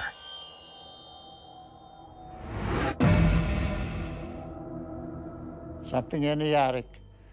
So I don't know what it was. And I could feel it was evil. Rob's background is in the military and he saw active service. This brings with it the type of training which makes you pay attention. That's how soldiers stay alive. They notice things that are out of the ordinary that others may not. It can mean the difference between life and death for them.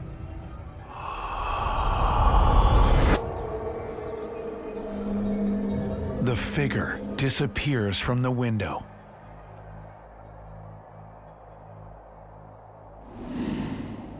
That took my breath away because I'm like, what was that?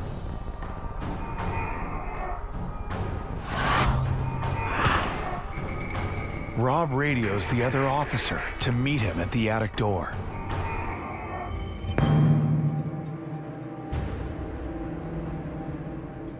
I found a lock on the floor, totally useless. It's broke.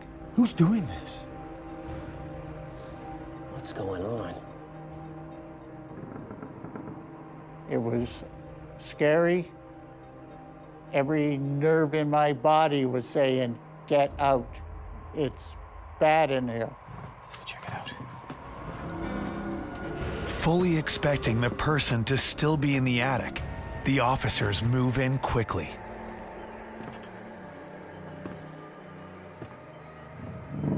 I walked in there, and the feeling was borderline terrifying because it was like something wanted me out.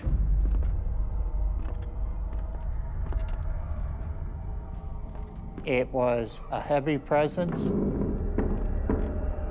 like something was towering over you and pressing on you.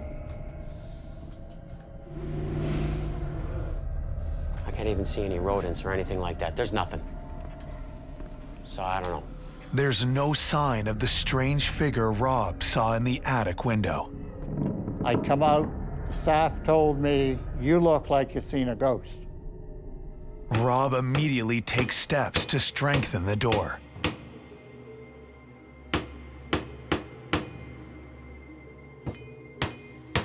The maintenance man nailed the door shut with 8-inch spikes. This is extremely disturbing. The fact that something might be powerful enough to actually break steel implies it might be capable of something far more harmful if it was directed against Rob or the patients he was watching over. For 3 nights, all is quiet. I can't take much more of this. Jeez. Until the patient below the attic begins hearing noises again. Was this thing tormenting that patient? They would get pounding at night on the door. So something didn't like the fact it could not get out that door. You ready for this?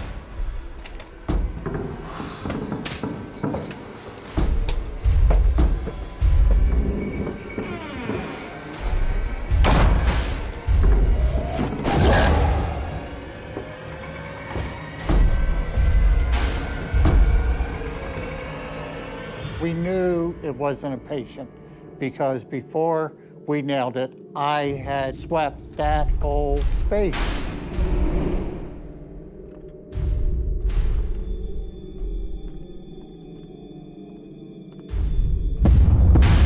That banging on the door wasn't normal. It was otherworldly.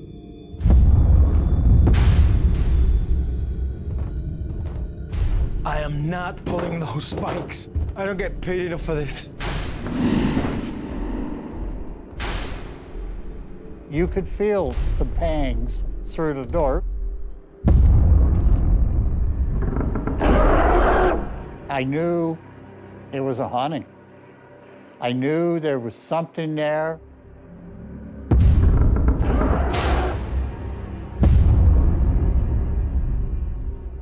The only thing I can conclude, it's the spirit of a patient because that wasn't a happy building.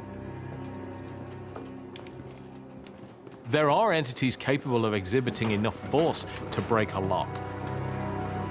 There is a precedent for such activity. For example, there are cases in which fireplaces have been dragged out of the wall, along with the gas pipes that feed them. Heavy equipment has been moved, vehicles driven off the road. It is possible for the more powerful kinds of entities to exert this level of force, and those are ones that you really want to watch out for.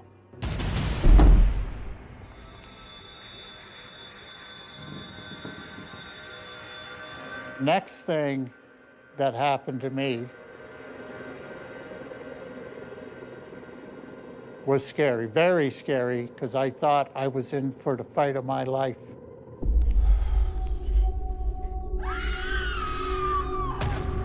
I hear this woman scream. A blood-curdling scream. Sounded like it came from the elevator shaft.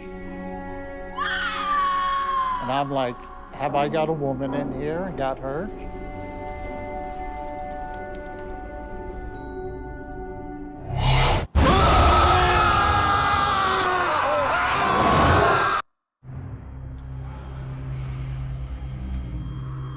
After seeing a figure in the attic window of the psychiatric hospital, security officer Rob Simpson is investigating unexplained noises from the attic. That banging on the door wasn't normal. It was otherworldly. Whatever is behind the door is barely contained by 9-inch nails. I am not pulling those spikes. I don't get paid enough for this.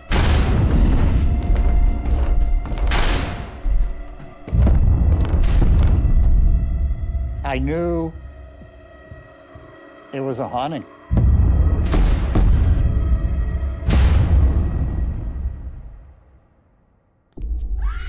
After hearing a blood-curdling scream emanating from the elevator shaft, he is under threat by an earthly figure. This guy wasn't human. There was rage in his eyes. I'm scared. I'm going to get hurt.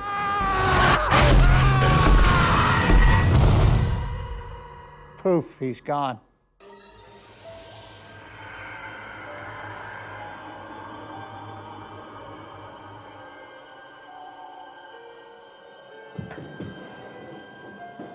It scared the crap out of me. I was terrified. It's emotional for you. Oh yeah, I didn't think it would be.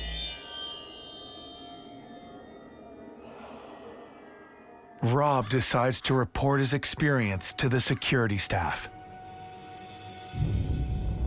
I was told by the head of security, back in the 50s, a nurse was killed on the 3rd floor.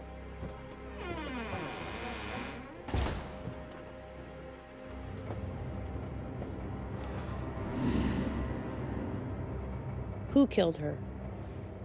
There was a patient.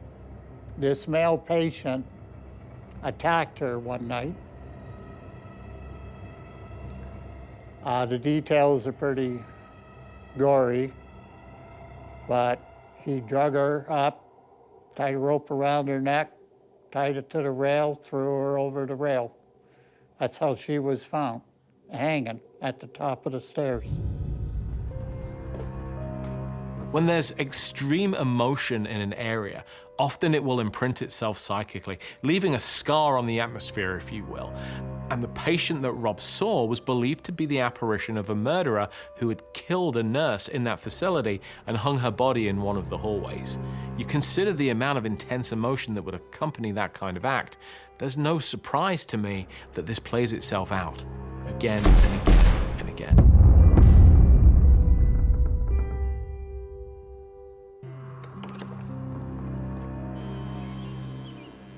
I'd had enough of the danger.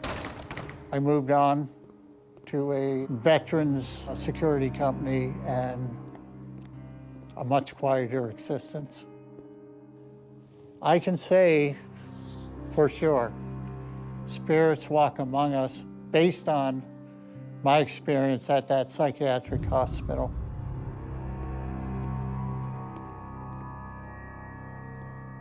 There is darkness, there is evil. A few years after I quit that job, they demolished the old hospital and built $500,000 homes. I wonder how those people sleep at night.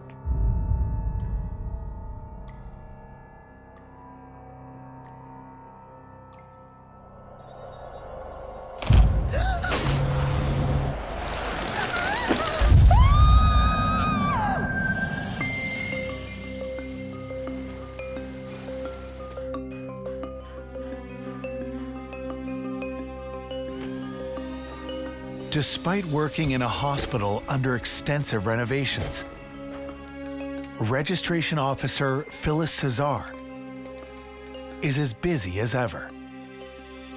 My main job was to register patients as they came in to be seen in the emergency room. I mainly got demographics from the patients or their family members, and that would be their address, phone number, insurance information, emergency contact, talk to them about co-pays, anything relating to what they're in the hospital for. Nothing medical, that was taken care of by the nurses, but we just got all the personal information. Dr. Robert, Pediatric, Dr. Robert. Hi. Hi. I need some help. What's wrong? I have this pain in my side.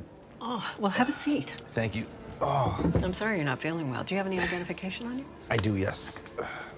A lot of people say that they came into the hospital scared, nervous, angry, and after dealing with me, they felt so much better. So it's just a pain in the side? Any other symptoms? No, if I stretch or move, it's just really, really painful. I'm sorry to hear that. Well, why don't we do this? I'll get you registered and we'll try to get a doctor to see you, okay? Thank you. All right.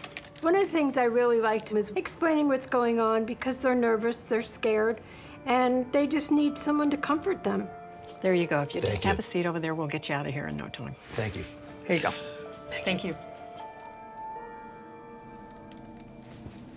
It was about 3 o'clock. There was a young man who was sitting in the lobby waiting to be seen. Everything seemed nice and calm.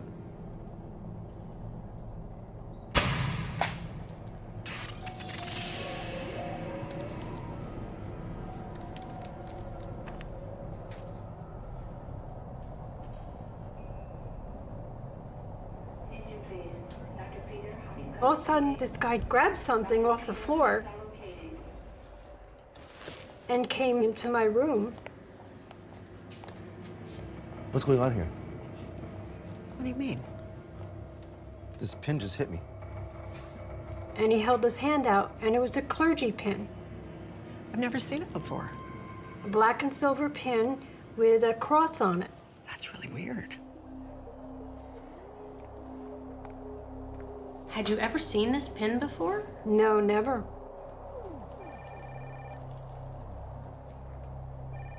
But evidence seems to suggest otherwise.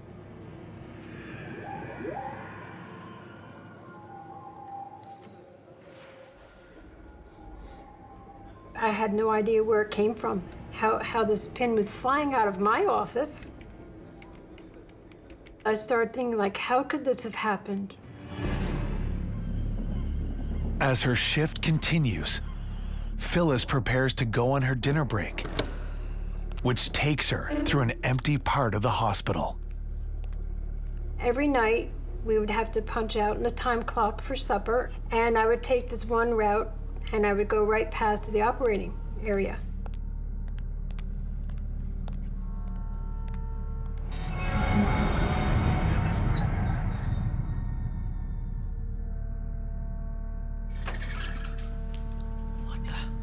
I started seeing various objects move.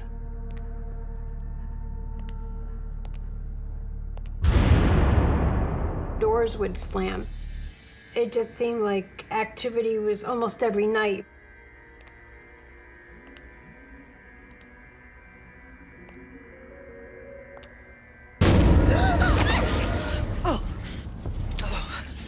I fell forward with a strong force. What the hell? I really feel like I was pushed or tripped. What?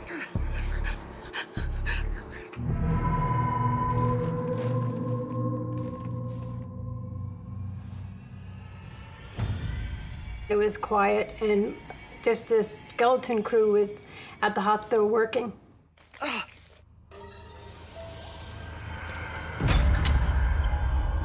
But it seems she's not entirely alone. Excuse me. Sir? I saw a man, young man, in a hospital gown pulling a IV pole behind him. Excuse me, why did you push me? Sir, excuse me. Excuse me, why did you push me?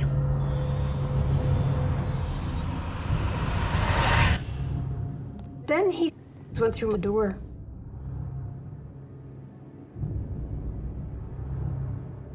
The hair on the back of my neck stood up, and I'm thinking, no, you're crazy, you know, that you don't see anything. It's just your eyes playing a trick on you.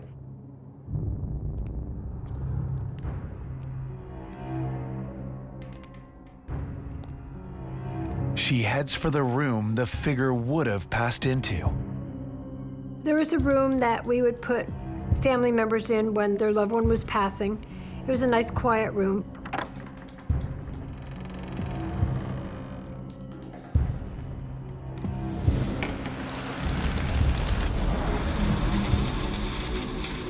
And there is an orb floating in midair.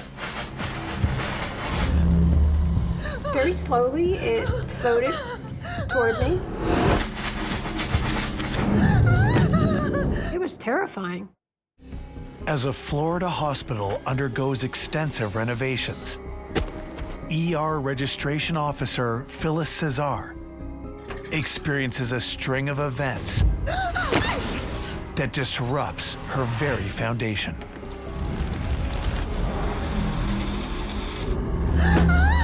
My heart was racing, my mind was going a mile a minute, trying to logically explain what was going on.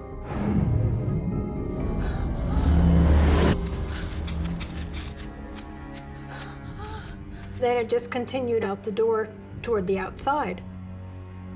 I was in so much shock. What the heck just happened? And it's like, oh my goodness, I'm shaking. I was wondering how much more I could take. You do question yourself. Are you losing your mind? Are you seeing something or are you making it up? But I know it was real.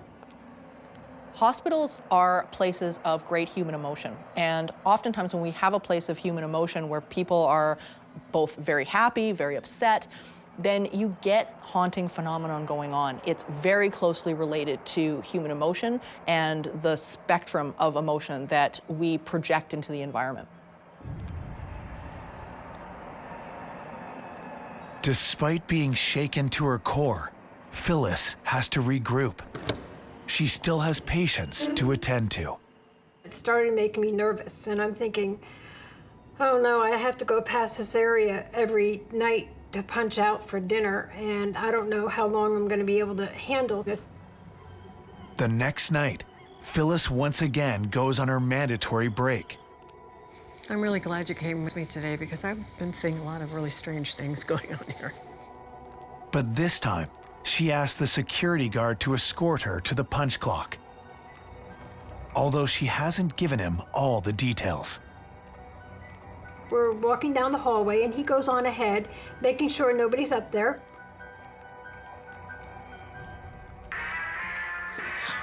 What's that? Sounds like music. There shouldn't be anybody up here. All of a sudden, halfway down the hall, a radio kicks on and is blasting music. I think it's coming from in there. Sounds like it. And I said to security, was there music playing in any of these rooms? And he said, no, absolutely not. It was all quiet. Security.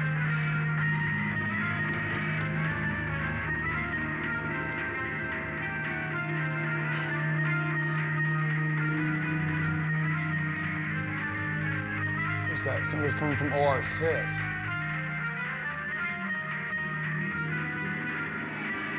We went into the room. Security! Hello? Anybody in here?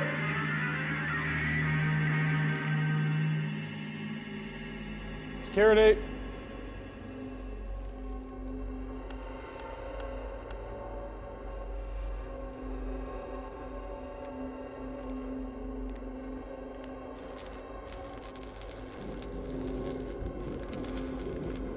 What the hell's going on?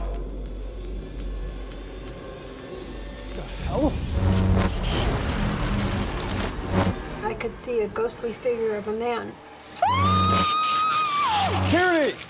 He was about 70, 75 years old, and I could actually see he was balding with fringe hair.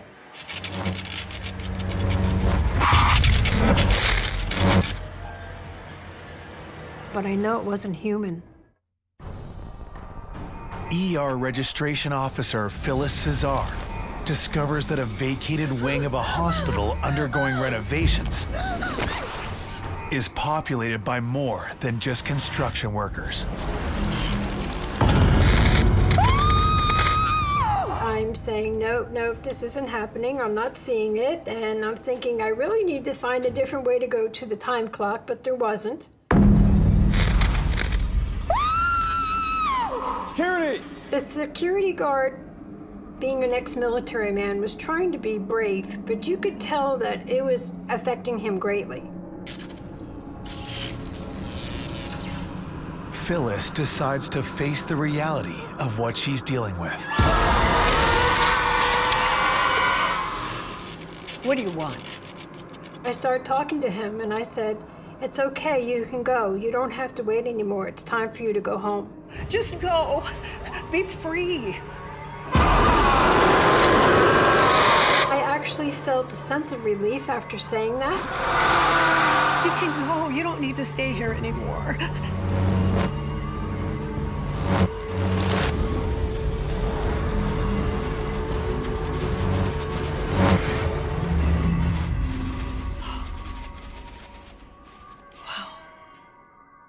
It just floated right by and went out the door. The security guard was trying to shake it all off like it wasn't happening. Should I go follow it? No need. But he couldn't discount seeing things that he can't logically explain.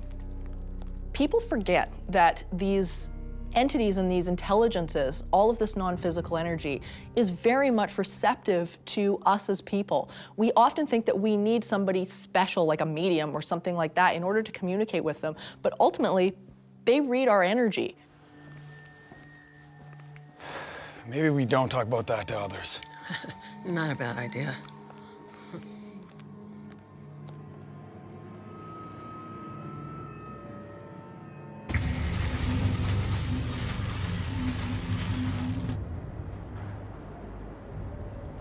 I really felt that once the construction started and so many things were disrupted in the hospital, that a lot of activity started happening.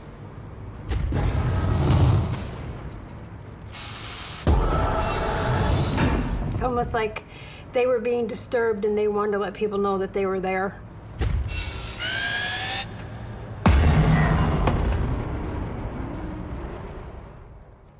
This is the pin that was thrown to the patient who was in the emergency room. People have often reported that when a building is under construction or renovation, that certain energies or vibrations might be triggered or get released into that space. And it's unclear as to exactly how this seems to work, but PK energy or psychokinetic energy can sometimes start to activate as these renovations are happening. Soon after, Phyllis decides to leave the job, to put distance between herself and the haunted hospital. Construction is far from over. A lot of coworkers, I keep in touch with them. And they tell me there's still activity going on in the hospital.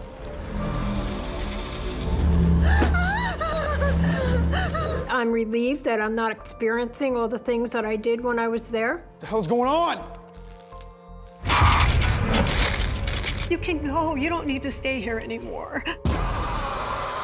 I definitely feel like it helped me to connect with the spirit world and to be more accepting. Even though many times I was scared, confused, and not a willing participant, it really has changed and made me who I am today.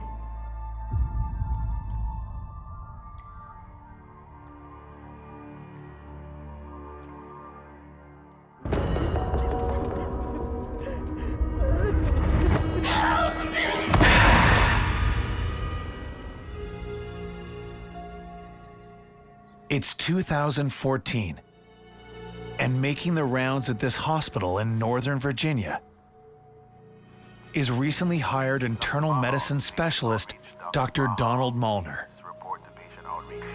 I practice internal medicine, and it's things such as hypertension, diabetes, heart problems, strokes, COPD, asthma, anything like that. All right, Lucy. Oh, good morning, Dr. Molnar. Morning. Yeah, 105's perfect. Okay, so 1:15. She's waiting for you. Okay, great. I knew I wanted to be a physician from childhood. I used to go see my pediatrician, and I was amazed in his office how he could listen to my heart and tap on my knee and come up with reasons what was wrong with me. How's my favorite patient doing? Much better, thanks to you. I enjoy working with the patients and being able to give them answers. When somebody says, Dr. Mona, I really appreciate what you did, it just makes you feel good inside. You keep this up, and you're gonna be out of here in no time. Nothing to worry about there. That's good to know. Good to know. Well, I'll be back in a little while to see you, okay? Okay, Take care. super. You too. Bye-bye. Being a physician is like being a detective. For me, it's like putting a mystery and a puzzle together, being able to work through the pieces and come up with what's going on, and it is pretty much like solving a mystery. But Dr. Molnar is about to experience a mystery for which no amount of medical training could ever prepare him. One afternoon, I was walking down the hallway, and we have a drink room where you can get soda. Was walking by the room, and out of the corner of my eye, I saw a lady. She had long brown hair, and she looks like she doesn't belong there.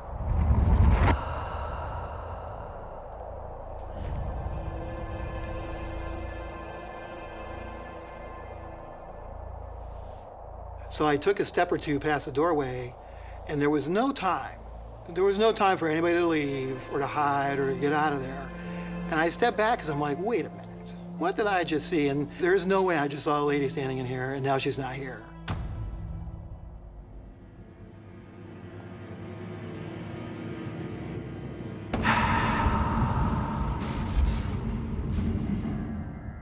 With his patients now sleeping quietly, Dr. Molnar catches up on paperwork. I was sitting there putting notes into the computer and doing my work.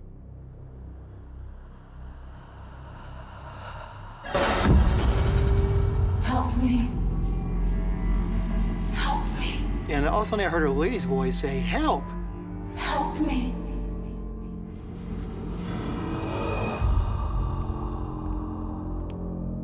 Help me. Hello? Is anybody there? I look around and there's nobody there. Now, you know, sound travels and all that, but this definitely sounded like a lady's voice. There wasn't a person there that could have said help. Hello? Is anybody there? Help me.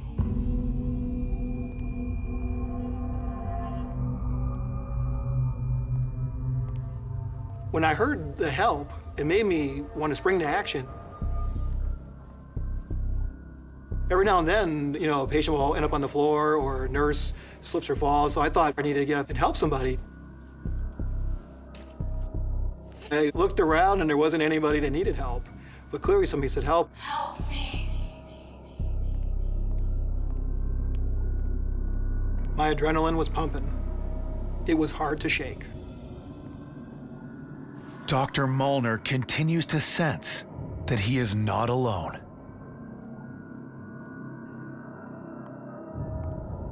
It felt like something was watching me.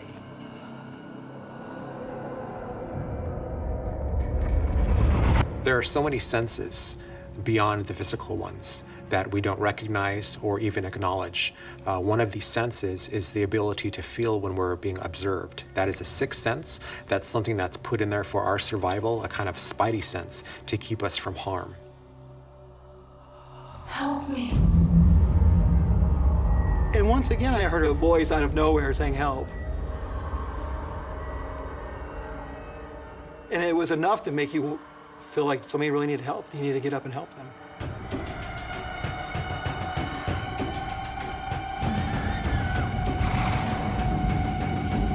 I look and there's a shadow, a grayish, blackish shadow. It was looking right at me.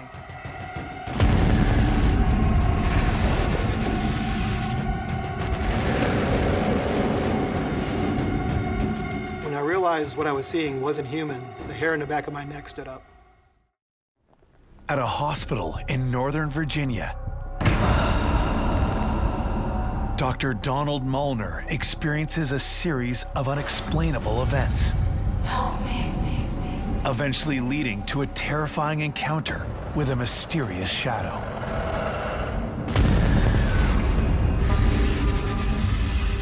I was shocked. You could kind of see a head to it and maybe some shoulders, just standing there looking at me. And then it just darted. So this thing was like there, then poof, it's just gone. But I could see it go. I could see it run away. Hello? I was shocked. I really questioned that I had seen what I saw. What is going on in this hospital? Because this is insane. And it seemed to be focused around me to some degree. The following morning, Dr. Molnar turns to a trusted colleague for answers. My job, we weed out all the possible explanations for patients. But in this situation, I couldn't explain it. Lucy, hi. I was talking to one of my docs who works there with me. Listen, I'm gonna ask you this. Have you seen anything strange that you can't explain? Dawn. She's like, Don, You know this hospital is haunted, right? this hospital is haunted. I'm like, what? I'm like, what makes you think that? Now, I hadn't told her my experience. Yeah, don't you know about the lands it's been built on? It's been built on plantation property. The hospital is located in an interesting part of town. There was a lot of plantations. There was a lot of slaves. So she started telling me, I hear all these noises. Every now and then the bathroom light comes on by itself. There's often a lot of paranormal activity in areas where a number of tragic and dark events have happened. There is a buildup of energy. It becomes supercharged. There are so many stories that need acknowledgement. There are so many spirits who need to find peace. During another grueling night shift, Dr. Molnar finds a moment to catch some much-needed rest in the staff sleeping quarters. So I decided to go to bed, although I was a little bit leery going to bed this night.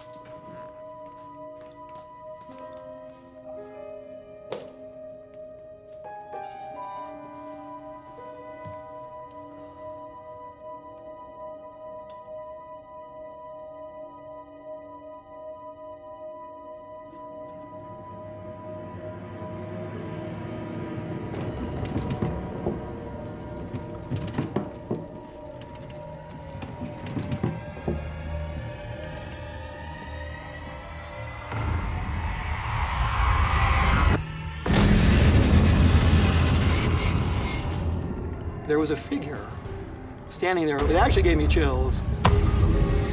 Help me. I was afraid. Is this thing gonna get more aggressive? Is it gonna start doing something physical?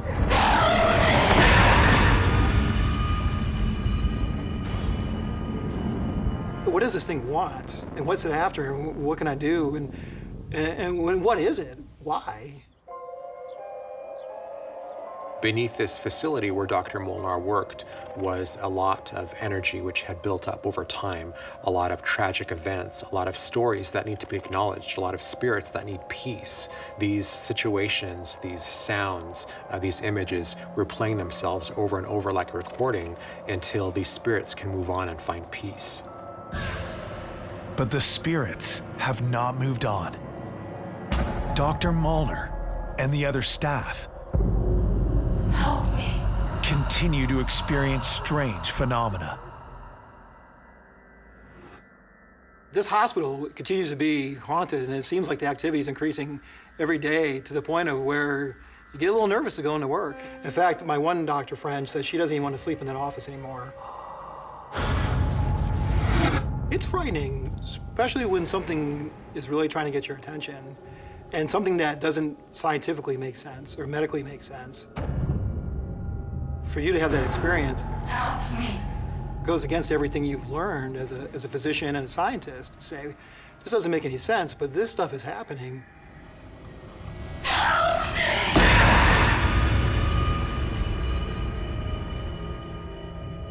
It was thrilling, it was scary, it was real. My experience at the hospital has definitely changed the way I look at what happens to us after we die. There are ghosts and there are afterlife, and that things are trying to get your attention from beyond. I'm always a little skeptical. It's the scientist in me, the doctor in me, but from my experiences, these things happened, and there's no other explanation for them, and ghosts and spirits and the afterlife is real.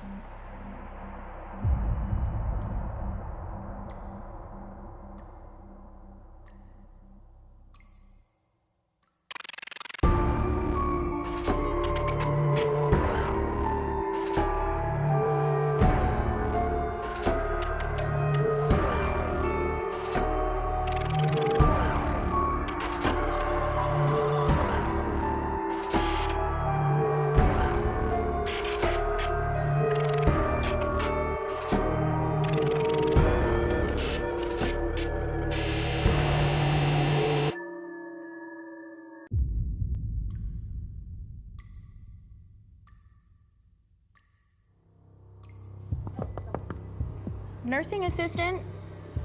I'm scared telling the story. Get him away! There's nobody. As I pulled the door open, it smelled like death. I saw a black shadow person. It reaches right into where his spine was. So sorry about your mother, Ronald. Who told you this happened? We did.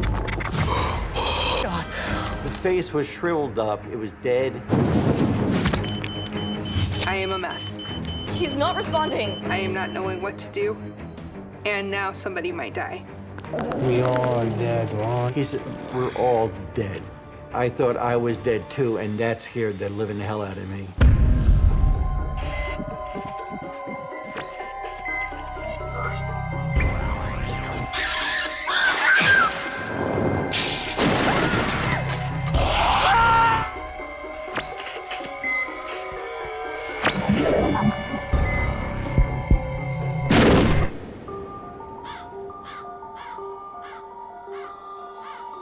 In an old, isolated psychiatric hospital somewhere on the American Eastern Seaboard, hairdresser Ron Koval begins his day. I would get a lot of pleasure out of helping these people, but because there's nobody else to help them.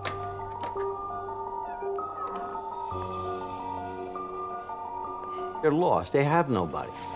So it's different than if you're a hairdresser on the outside and someone comes in with a picture and, yeah, I want this done, where these people are just happy just to have somebody there and taking care of them. So that's what I enjoyed the most, and I was willing to do that, and I really enjoyed going every morning. The house was built in the late 1800s. When I worked at the facility, it wasn't completely full. Some wards had been shut down. As you can see, it's deteriorating. It was starting to crumble. Hey, Ron. Hey. Got Mary for you here. How are we doing today, Mary? Very well, thank you. Good. The usual? Sure. Not everybody would want to work in a psychiatric hospital. What's that like? You have to keep your eyes open. Sometimes things can change when you least expect it, you know. And sometimes these patients, even though you think they're your friends,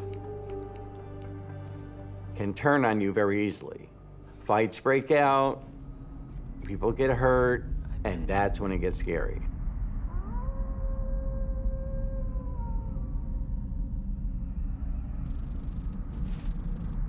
Ron will soon have reason to wonder if the old institution hides things more scary and more dangerous than the occasional violent patient.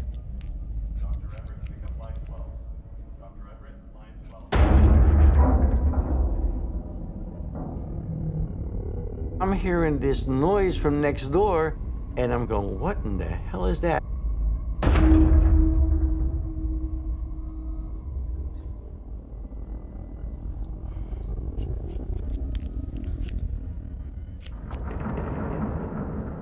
You could hear it, boom. And then it came repetitive. Not just one, not just two, like four. Then boom, boom, boom, boom, boom, boom, one after another, louder and louder and louder and louder and louder. You can't tell me you didn't hear that. Those noises next door? There ain't nothing next door. That room hasn't been used for years.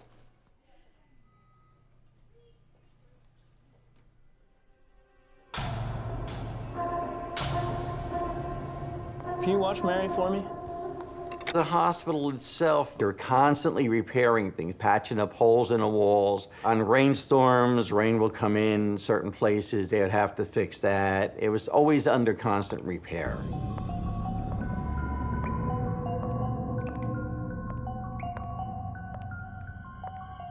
Ron wonders if there are workers in the next room.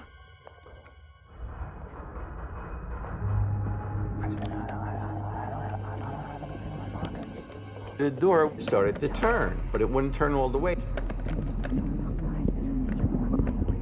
The sounds was like faint, whispering people talking. It was a muffled sound, but a lot of them.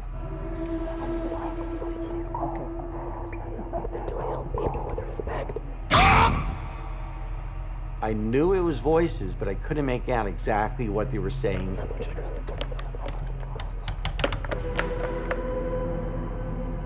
Hello? Hello?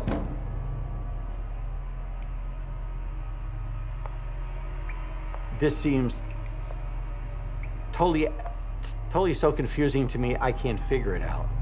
What's going on?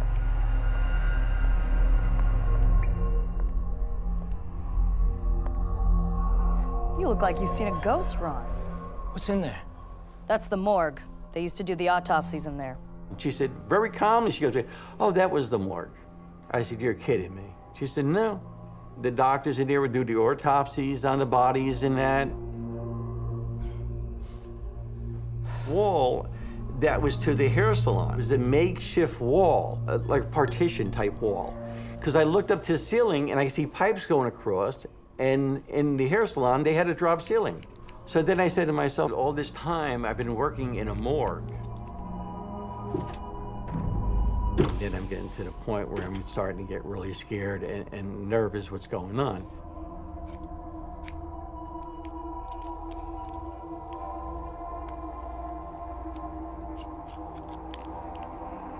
So sorry about your mother, Ronald. I haven't told anyone at the hospital about my mother's passing. There's no way that patient could have known. Who told you this happened? They did.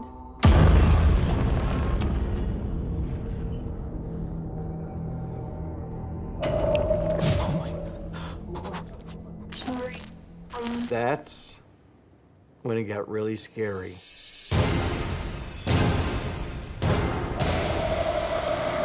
Oh my God!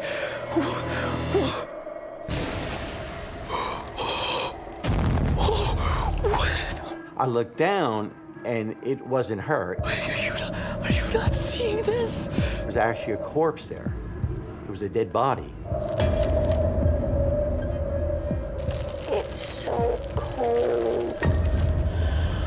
Oh my God. I've never been that scared in my life. In an old, remote psychiatric hospital, hairdresser Ron Koval You can't tell me you didn't hear that. Or what? hears strange noises emanating from what used to be the morgue next door. The sounds were like faint, whispering people talking.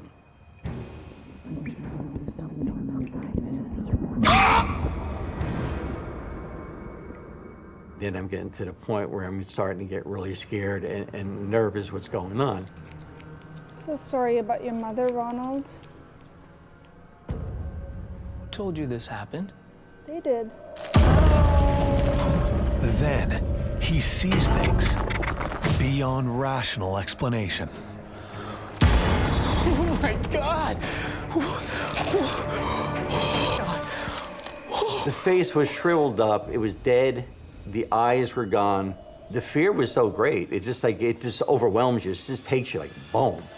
It's so cold. When Ron sees the corpse in his hands as he's cutting the hair, what's happening is that he's actually picking up on events that have happened in the space. This place was a morgue. And I think what has gone on here is the fact that he's picking up things that have occurred as events in that location. Are you not seeing this? What, you mean Mary?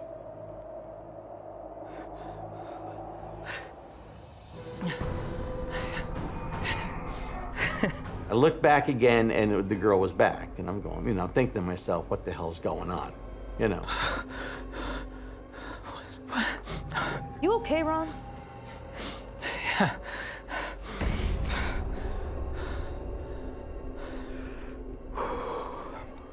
It's okay.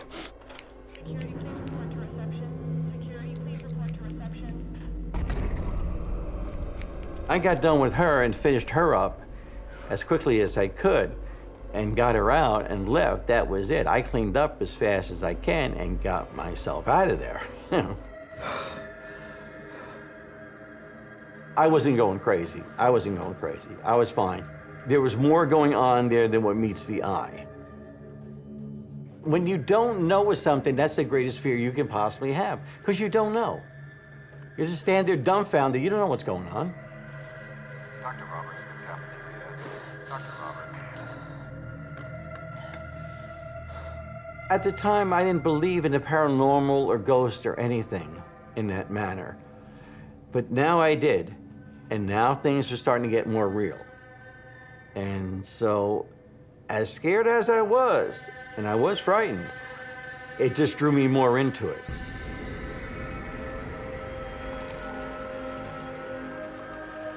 To find out what is going on. Well, little did I know at that time that was just the beginning of the events that were going to occur. Hey, Ron. Hey, you got a second? Sure. So I kept it to myself. I didn't tell anybody. Because you're in a psychiatric hospital, it's kind of weird to tell them that, hey, I'm hearing voices, I'm seeing things, you know. Don't want to think you're crazy. You okay? Sure. Yeah? Although keeping the strange events a secret from staff, Ron decides to reach out to a friend. Later on that day, I called a friend of mine who is a priest and told him about the incident.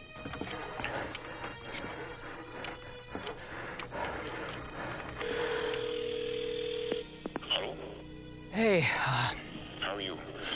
strangest thing happened. I was just cutting her hair, and I swear I looked over and I seen a ghost. I don't know, and then I looked over and she was in the chair. Really? And then she was gone, and I just can't explain it. I don't know what's going on. I'm seeing these things. It scared the shit out of me. Of course it would. I have something that should help. Okay, I hope so. I can come down there now if you want. Okay, see you in a bit.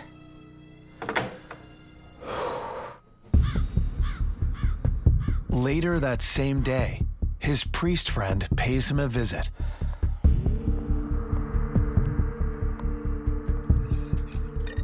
He gave me a small satchel, and there were 4 bottles of holy water. And I asked him, I said, what am I supposed to do with this? He says, you don't throw it around the room or anything.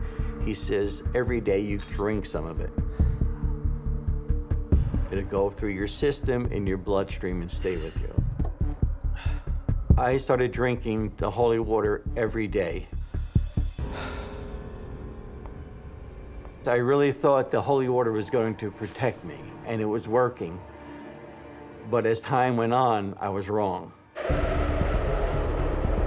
Events begin to escalate during a fierce winter storm that shuts down roads in and out of the isolated hospital. What I did is I went and made plans to spend the night there. So on the ward I was on, they had a storage area where they would keep, roll-out beds and things. So what I did is I went in there, took out one of the roll-out beds, got myself a pillow, a blanket, everything I would need. This is where I'm spending the night. And you hear the wind blowing and the blizzard and everything coming around.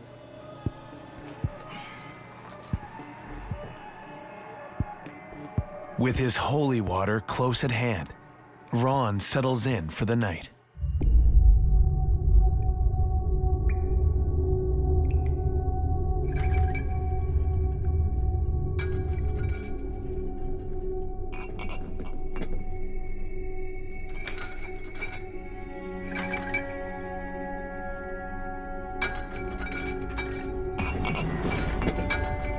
It would seem that even that which was supposed to protect him is not beyond the influence of the strong forces at work.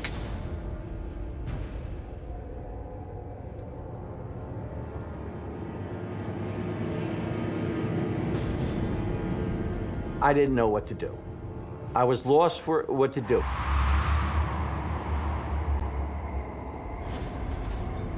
You could feel a chill come over. It was getting cold. Ron follows the chill in the air. As I came to the wall, it was just bitterly cold.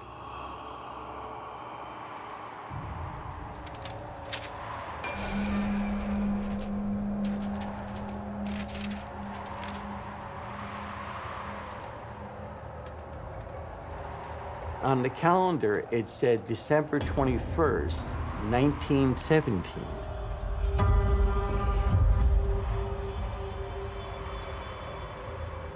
It scared me, but it also got my adrenaline going and made me wonder what was really going on here.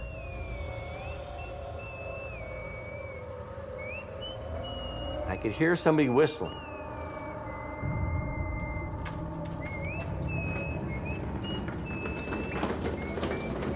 Then I heard a gurney coming down the hallway. I looked both ways down the hallway, and that was it. There was nobody there.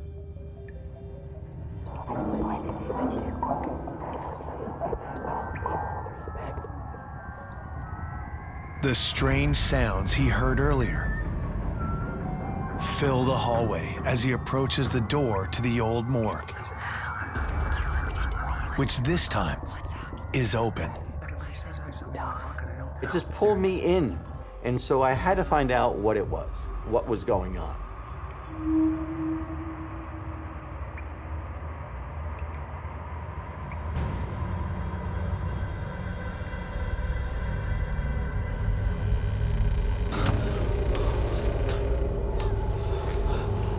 As I pulled the door open slightly, the smell started to seep out. And it was gross. It was disgusting. It smelled like death. There were bodies lying on the floor, covered with blankets.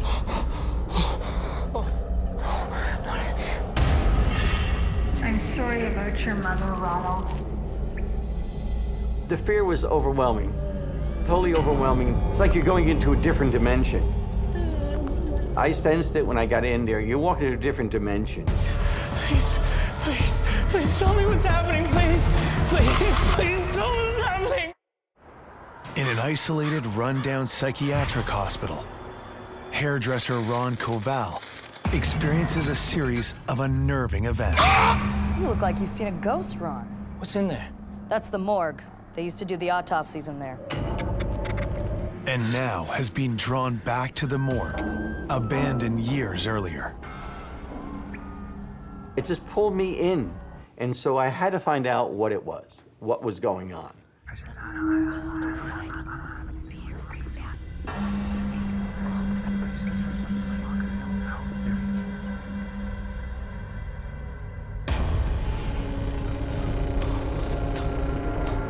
As I pulled the door open slightly, the smell started to seep out. It smelled like death. He discovers the room holds more than the smell of death. I'm sorry about your mother, Ronald.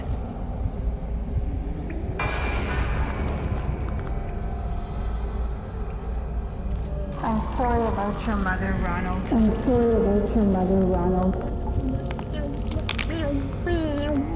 Oh my God, please. They're starting to move. They're starting to get up. The ones lying on the floor are starting to arise. You hear the sound. It's like ice cracking. Please tell me what's happening, please. Please, please tell me. Their lips were blue. The fingertips were blackened. The tips of their nose were blackened from frostbite. It's just like looking at a frozen piece of meat. Please, please tell me what's happening. Tell me what's happening, please.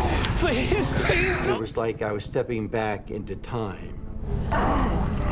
Seems to be happening is that he is almost picking up on the vibration of something that's happened in the past. He's transmitting and receiving vibrations in the same way that when you put a needle on a phonograph, it actually will replay an event. Please tell me what's happening, please. I said, tell me what's happening.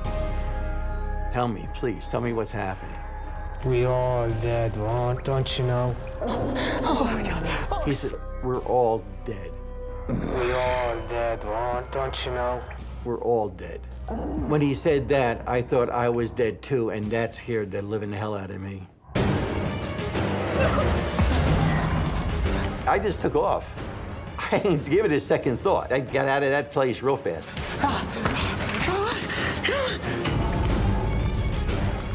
Strangely, the door to Ron's salon is locked. I was panicking and trying to get the hell out at the same time, but nothing was opening. I can't get out. I can't get out.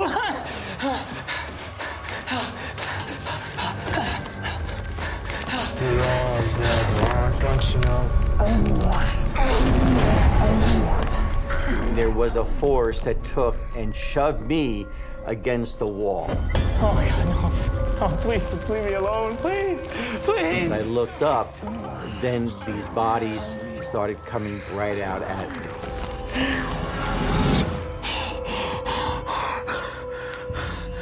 Oh my God.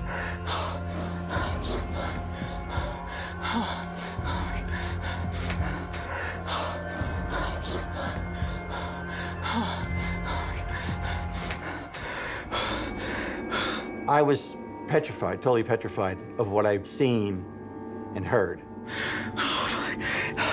All this time, I've been working in a morgue, and the sounds I was hearing and the things I was seeing were people at one time that were there. I made coffee and that.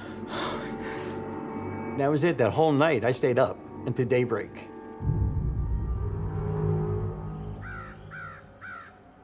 The next morning, Ron decides to look through hospital archives, searching for answers.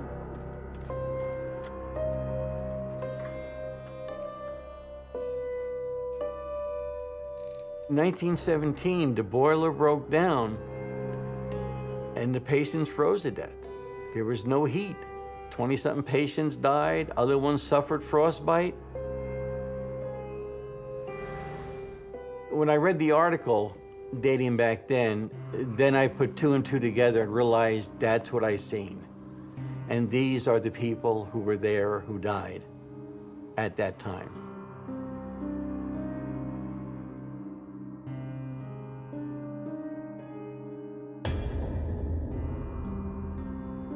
After that, it became too much for me, and I decided to pack it in and quit.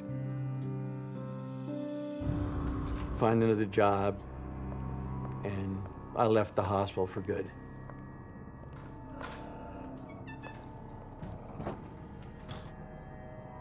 I went back recently in December for a funeral within the area.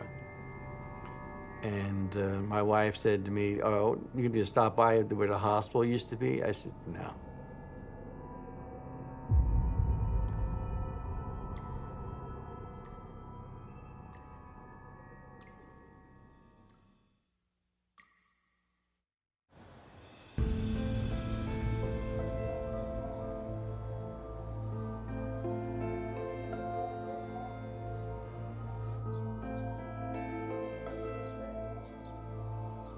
Inside the walls of a 100-year-old hospital, newly recruited nursing assistant Erin Minard is thrilled to be fulfilling a dream that began as a child. Hello. When I was 5 years old, got diagnosed with a disease that attacks your central nervous system. I was barely able to walk. I had a nurse. Her name was Erin. To this day, I still remember her. She was amazing. And I actually went through nursing school with the stethoscope that she gave me when I left the hospital. That really shaped a lot of how I wanted to be as a nurse. From then, I just wanted to take care of people. It's just something that is either your calling or it's not, honestly. It's something you have to give your all to or nothing. The hospital that I was at catered to both pediatric and adult patients and had been a hospital for a long time.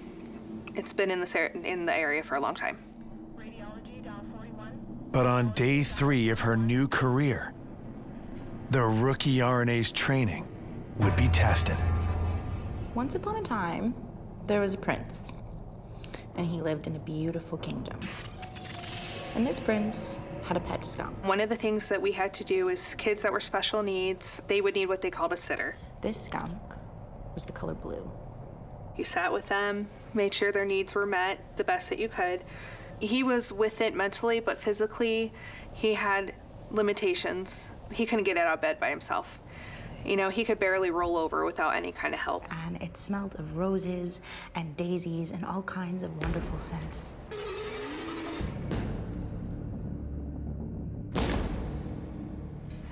All of a sudden, I could hear somebody stomping.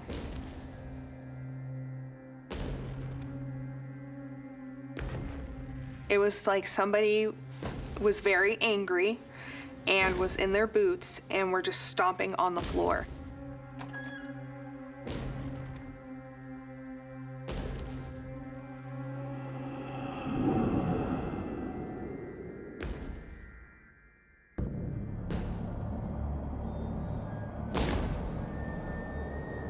The stomping seems to be coming from inside a nearby patient room.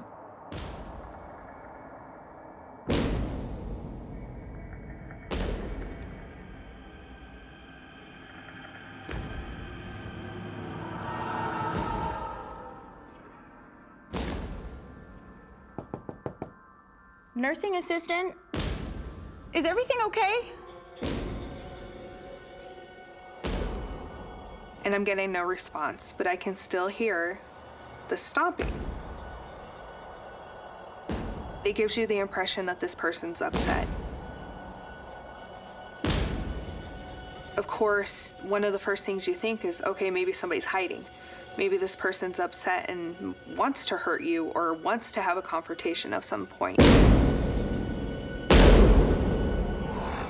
Suddenly, the room goes silent.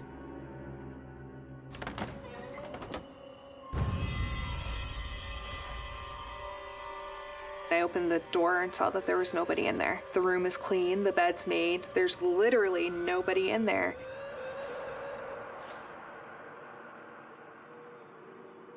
So I okay, maybe I'm just hearing things. But there's no question about what she hears next. I hear screaming. It is panicked. It is something that makes your own blood just like curdle because something's not right, and it's 20 feet away from you. Get him away! Get him! Okay. What's the matter? What? Get him away! Get him away! What's the matter? Ah! It's okay. It's okay. Just take a breath. It's okay. Go away! His face, oh God. His face was absolute terror. He's just staring. It's like he was transfixed. Ah! Go away! Get him away! Go away! Ah! Get him away! There's nobody. And at that point, that's when the tray table just slid right across the room. And that's a good 10 feet it went. Go away! This wasn't like it rolled a couple of inches and, you know, scared me. No, this went across the room. There's nobody. It's almost like when somebody gets upset and they want to make a point, and so they shove things. You know, they might shove paperwork off the table. It just was that kind of motion. It's okay. It's okay. Get him away! It's okay. Is everything okay? Get him away! Make him go away! I was terrified. I absolutely was terrified. It's okay. But as Erin attempts to comfort the boy, she sees something that's even more terrifying.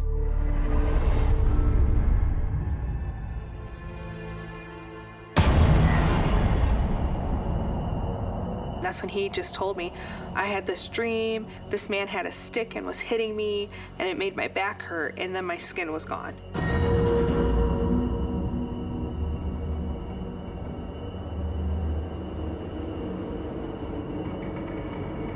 This was not something that could be explained away, so what's going on to cause these incidents to happen?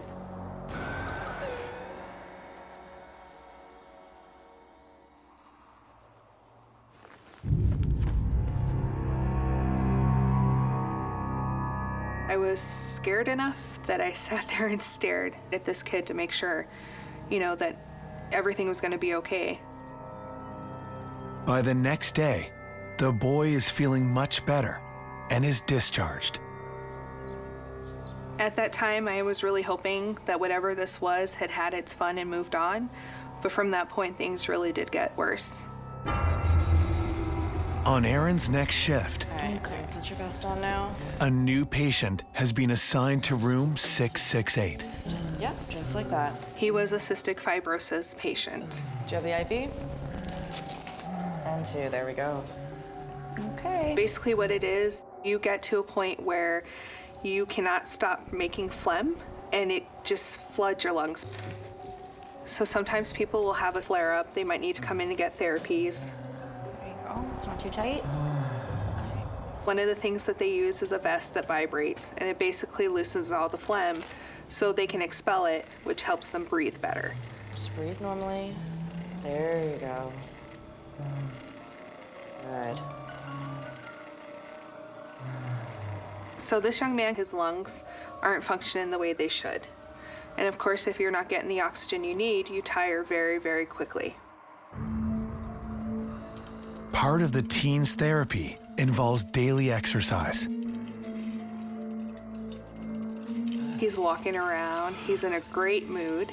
He's just happy to be alive. He's happy that, you know, he's able to get up and move around for the first time in a couple of days.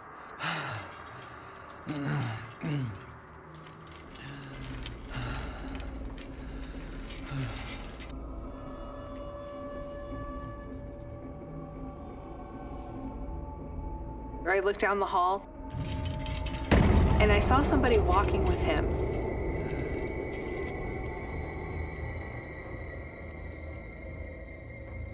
The first thing I thought is it's his brother, dad, somebody that's with him.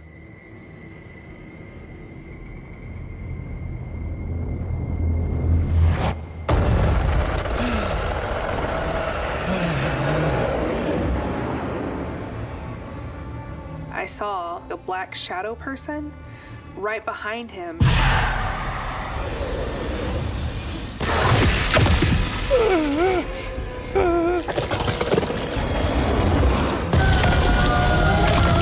It reaches right into where his spine was, to where like his lower lobes of his lungs would be.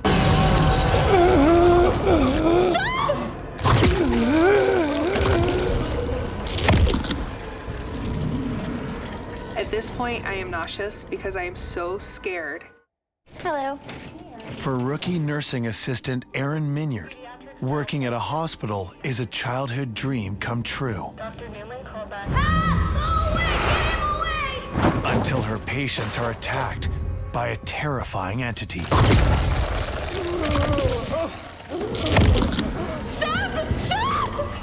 At this point, I am nauseous because I am so scared. It was like a horrible nightmare. It almost felt like I was running through mud trying to get to him. Stop it!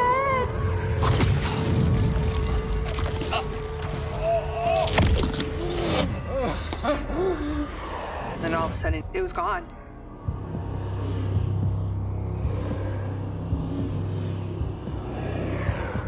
It was just gone. It was like when you think you see something and blink and it's gone. It's okay, take a deep breath. I get running up to him, hey, are you okay? And he kind of looked at me and he gave me this real weak smile and he goes, I'm just really tired all of a sudden. Okay, you're okay. You're okay. It's a very scary situation to see something like that. And it's even more scary and more frustrating to be the only person that witnessed what happened.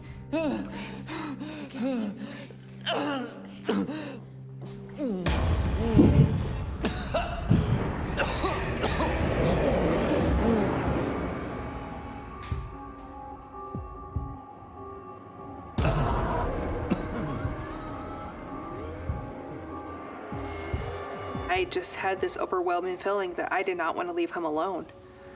I felt like if I left him alone, something even more horrible was going to happen to him. And at this point, he can't catch his breath. An entity might, over time, siphon the life force, the energy off another living being. Just as there is bullying and tormenting in our physical dimension, it's the same case in the spirit world. Perhaps a spirit sees us living these lives and they're very angry that they no longer have bodies, and they want to inflict pain and harm to others as a result of that jealousy. A short time after all these things had happened, he did end up passing away in that room.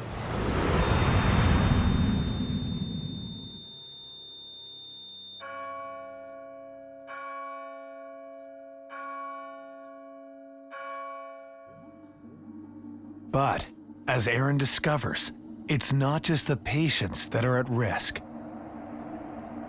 Shortly after the incident with this patient, I ended up having to have my gallbladder removed, so I was out of work for about 2.5 weeks. Taking little time to recover, Aaron gets right back to work.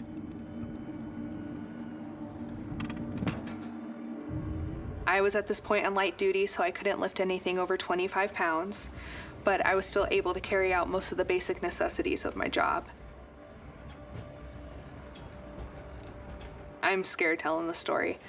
You know, it takes you back when you have to go back to things like this and remember what it was like at that time. Aaron's duties take her back to room 668. Hey, can you keep an eye on him? I'll be right back. Sure. We had a patient at the time that was on an ECMO machine. If you've had a horrible trauma happen, it's basically your heart and your kidneys outside your body. It cleanses your blood, it keeps your blood oxygenated. It's basically a last resource for a lot of people to make sure you're gonna survive whatever has come.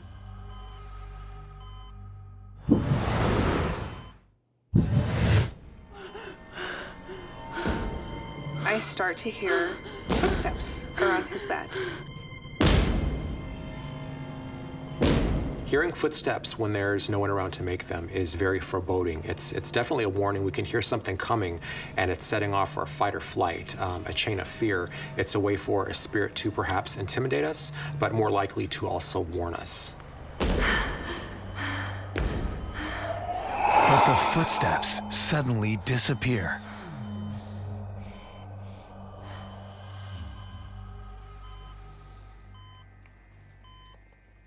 All of a sudden,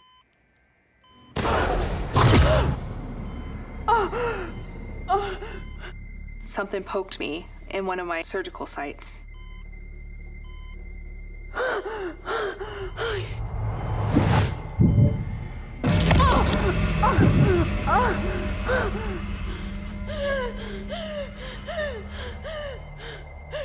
I had 3 or 4 different areas where they had gone in to get my gallbladder out.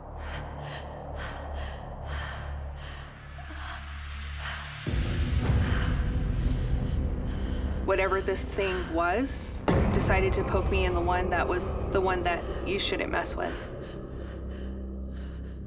I'm scared, I'm angry, I'm confused. Also, all I know is I'm in pain. This spirit is most likely showing Erin that it recognizes that she has a wound, and is also possibly suggesting that it can create more.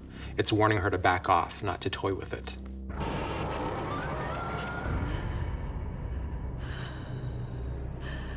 What's going on? Oh my God! Are you okay?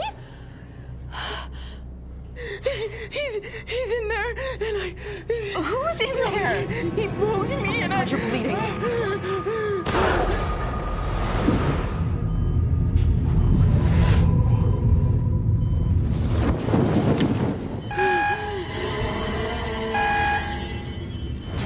What was that? Oh my God, are you okay? What's happening? The machine starts blaring. This is a patient who is on this machine, and their blood is going everywhere. They are literally bleeding to death in front of me. It is a scene out of a horror movie. He's not responding.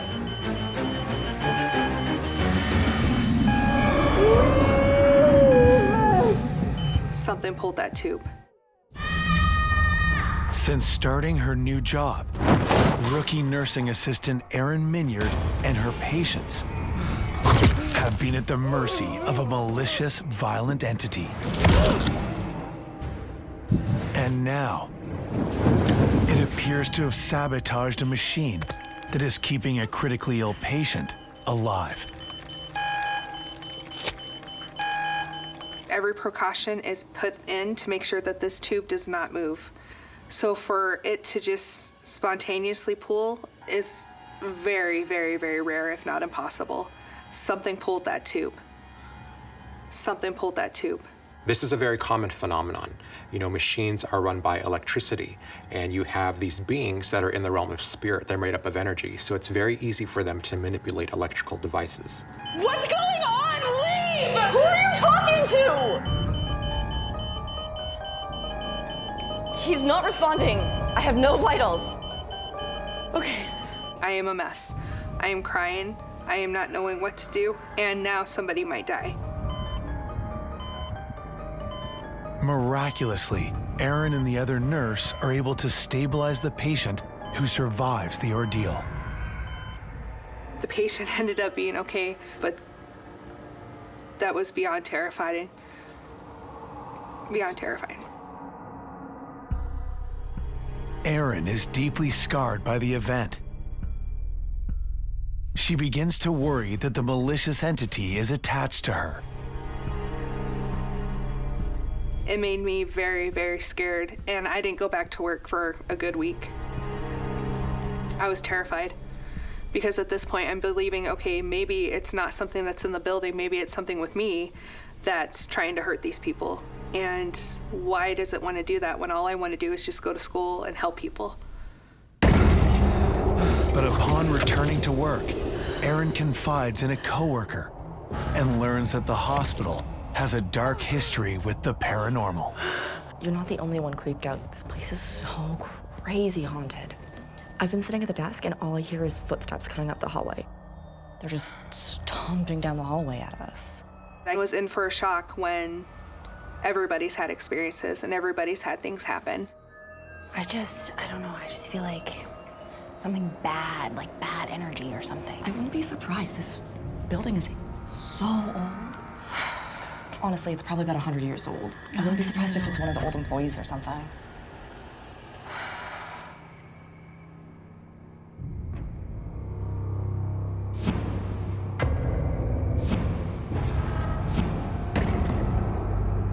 Her colleagues believe the hospital is haunted by the spirit of a cruel male nurse, rumored to have harmed patients. Even the most hardcore of, I don't believe this, there's no way that this could ever happen, had to step back and say, I can't explain it. I just think some people are born evil.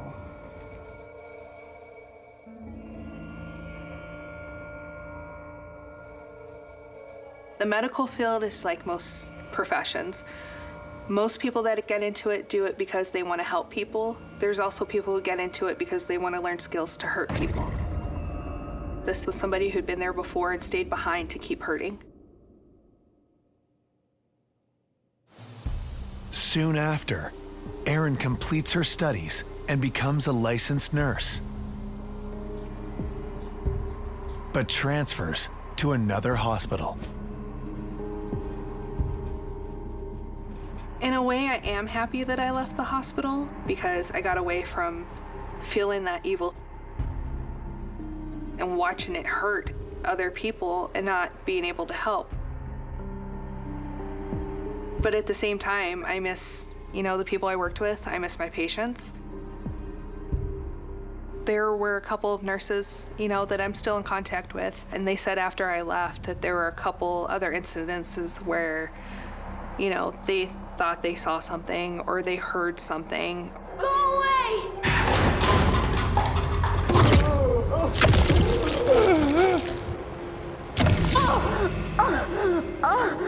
I just hope they bring somebody in to clear out whatever energy's in there, because that thing in life, he wanted to hurt people, and now he's, on a different plane and can do it. And there's nobody really to stop him. People don't know how.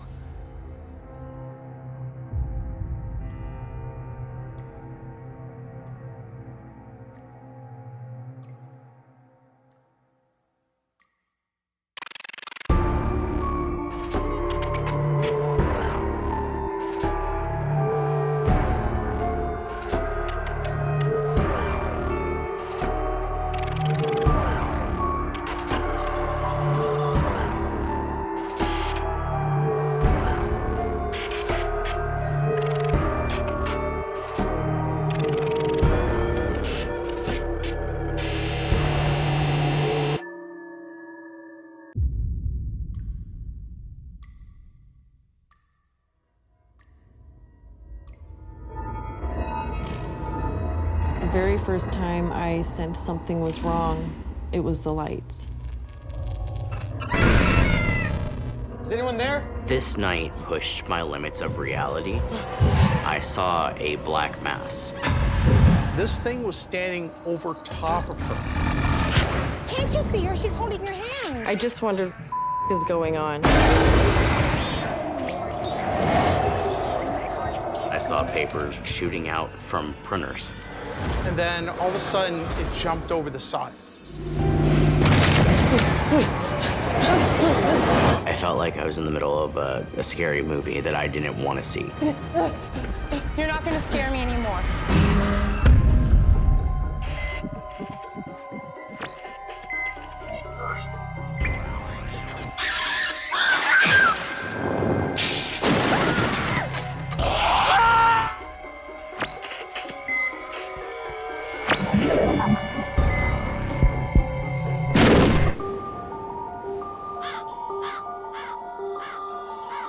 It's 2016 in a small Canadian city. Jolene Kouglan is a personal support worker in a long-term care residence. Helen, it's Jolene. How are you today? Fine. You're getting pretty dry, Helen. Personal support worker bathes, feeds, nurtures, provides emotional care. Sometimes you just sit and keep them company. I felt like I could make a difference in some of these people's lives. Nice and cool. Personal support worker is basically the eyes and ears of healthcare. We are there with them, washing them, feeding them, medicating them. I've been in a situation a few times where I've been with them taking their last breaths. It's very, very emotional, and sometimes it's very peaceful. Get some cream on you here. You take such good care of me. Oh, you're so sweet. I grew up in a very religious home. My dad was a preacher. I felt like after death, your spirit did go to a spirit world, but I wasn't ever really sure. Before I started working at the long-term care facility, I never ever had any experience with paranormal activity before, but that all very quickly changed. Radiology, pick up line 2. Radiology, line 2. The very first time I sensed something was wrong, it was the lights.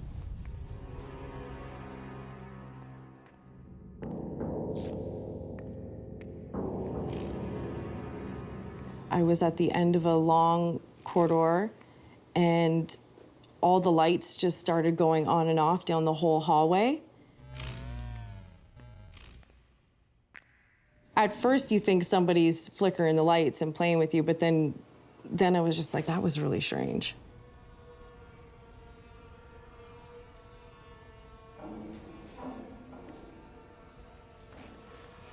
Hello? Everybody was supposed to be in bed. It was quiet. There was nobody walking around. I was the only one there.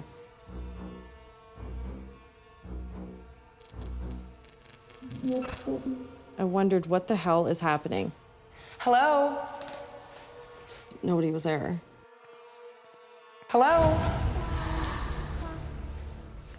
After that experience in the hallway, I just wanted nothing more than to just get out of there. But I had no idea that this was going to be an ongoing situation.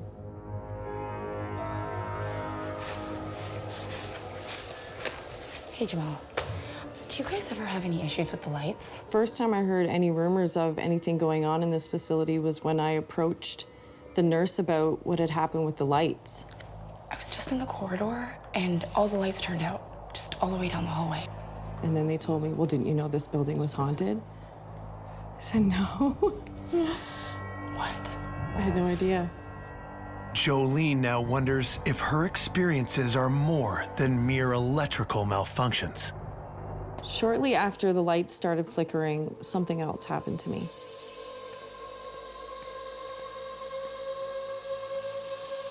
What do you want? What do you want? I went into one of my patients' rooms. What do you want? She's there. What does she want? What Helen, what are you doing out of bed? You're supposed to be in bed. Who is that? What do you want?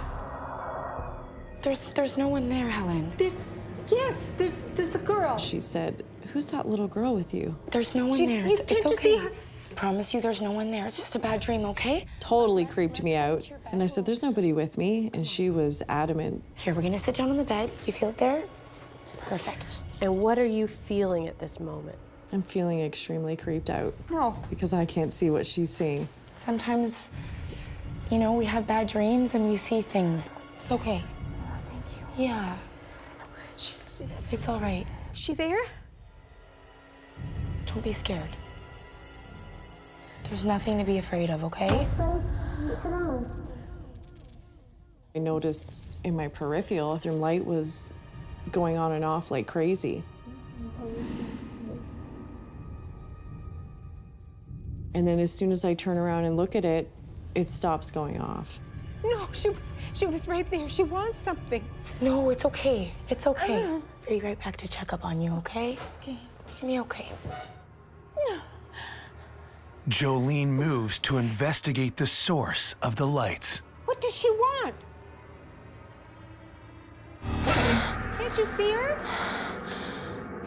What does she want? Who is she? Totally creeped me out. I didn't want to be in that room anymore. Before leaving, however, she must make sure that her patient has calmed down. Ah! Who is that? Who's the girl with you? Who is that? The girl is beside you. There's a little girl. What does she want? You can't see her? Can't you see her? She's holding your hand. She's right there. You're holding her. I looked down, there was no little girl there. What does she want? Wondered what is going on. Can't you see her? She's there. Personal support worker Jolene Kouglan has experienced strange occurrences with lights. Light was going on and off like crazy. And after realizing that the hospital is haunted, Girl is beside you. encounters a patient She said, who's that little girl with you? who claims to see someone she cannot. You can't see her? Can't you see her? She's holding your hand. She's right there.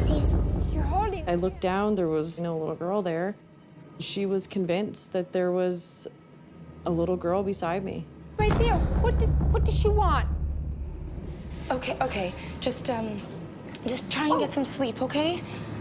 Try and get some sleep. I do believe she saw something. I do believe she saw a little girl holding my hand. It's okay. It's okay. I'm here. I wouldn't ever let anything hurt you. You know that, Helen. Okay. I didn't want to be in that room anymore. So I did just leave the room and go outside the door and just took a deep breath.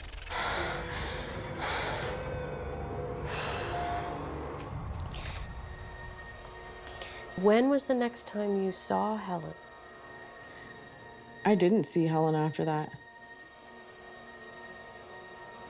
Helen had passed away, and it was very sudden too, because she was healthy. Really? Yeah, it was very shocking to actually a lot of us. I'm noticing when people are passing away, they see either family or other people. Jolene finds comfort in believing that what her patient saw was a spirit from beyond, there to help her pass through death.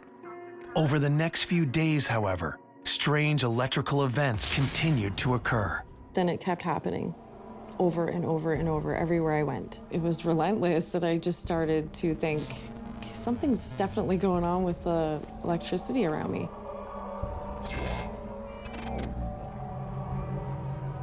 So it was almost like I was being warned to pay attention or something.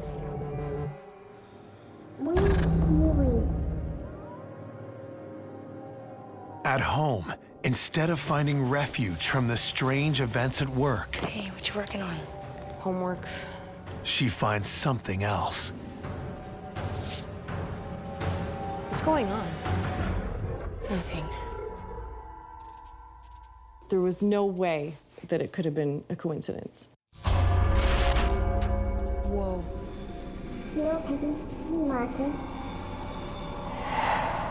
All the things that were happening to me were all signs that a spirit or somebody or something was trying to connect with me. Spirits interact with the lights deliberately in order to convey their presence, in order to signal that they are there. When a spirit is present, there's a kind of distortion effect, a field that's generated around them, which interferes with electrical equipment, whether that's the lights, televisions, radios, anything with a charge. Morning, bud. Did you grab me some milk from the fridge? Sure. My worry very quickly turned to fear. The refrigerator would keep shutting on and off. Mom, what's wrong with the fridge?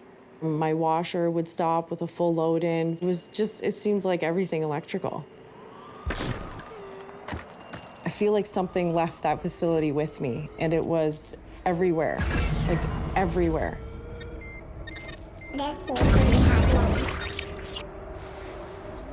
going on? It's okay. We're all right. My son was extremely nervous in the house. Okay, let's go. The last thing I wanted was for this thing to follow me home to my personal space where I lived and where my son was. But that's what happened. I just kept thinking, why is this happening to me? Why me?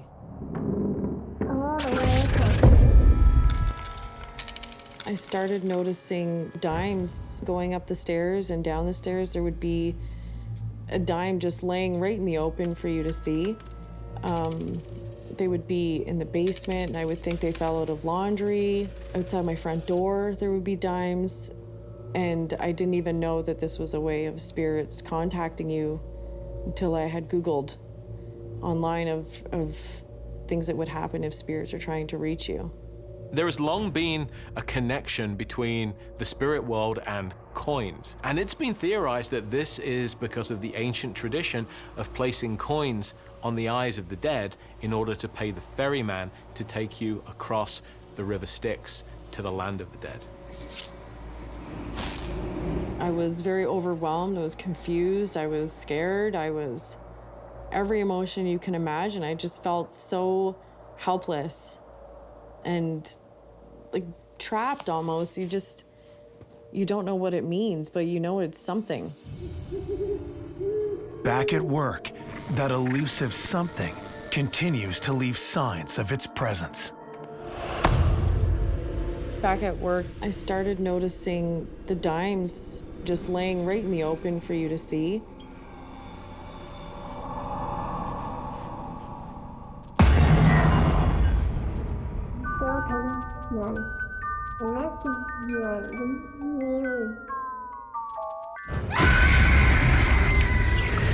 I saw a little girl standing in the hallway.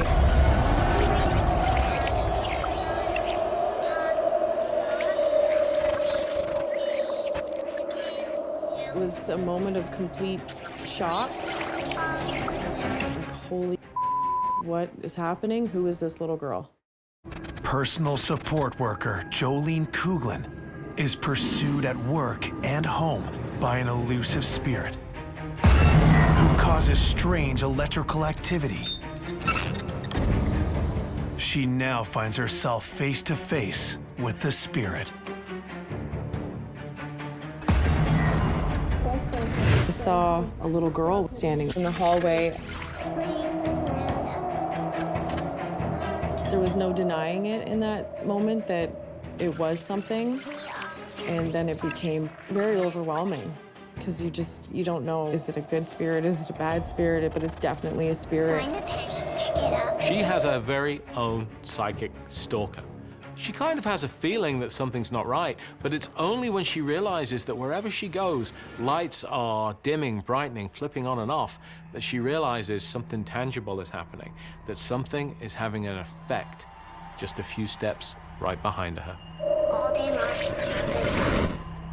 The elusive spirit vanishes. When I left the facility that night, after the hallway experience, I got in my car, was driving down the hill, and every streetlight above my car was going on as I was driving down the hill.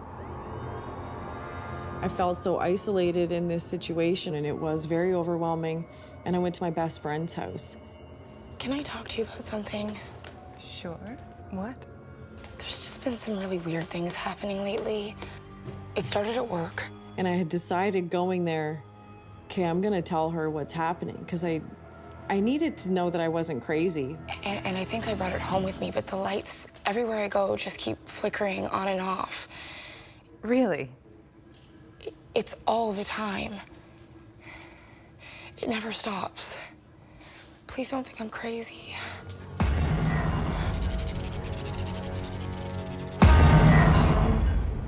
Oh my God.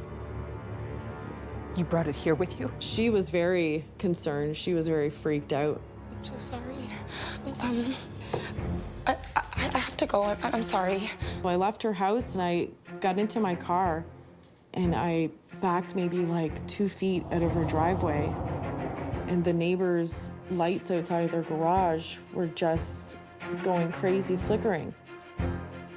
The street light was kind of like the grand finale of just something like, listen, I'm here, pay attention.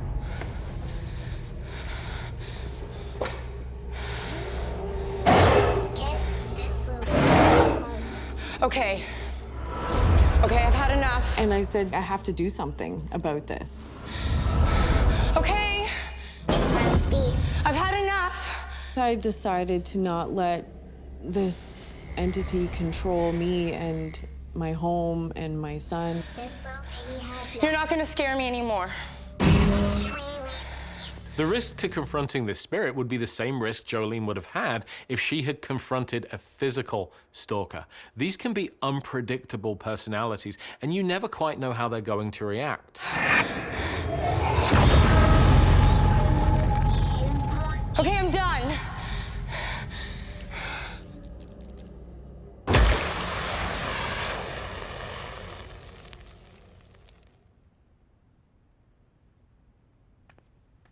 She set her boundaries and let the spirit know in no uncertain terms this was her home and that it was not welcome there.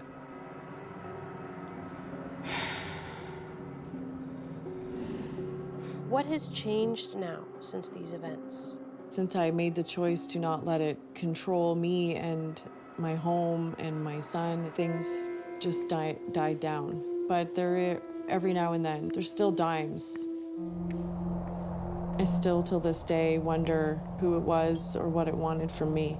All the things that were happening to me were all signs that a spirit trying to connect with me.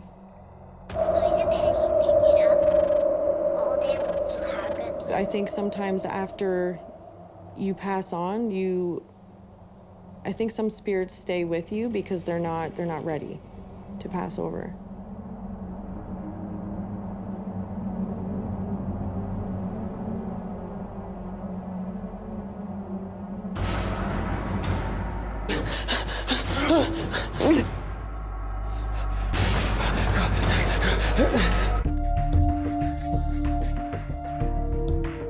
It's 2007 in northwestern Georgia.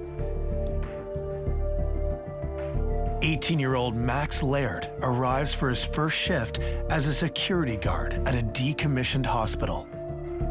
It was my first overnight shift as security. I didn't know what to expect.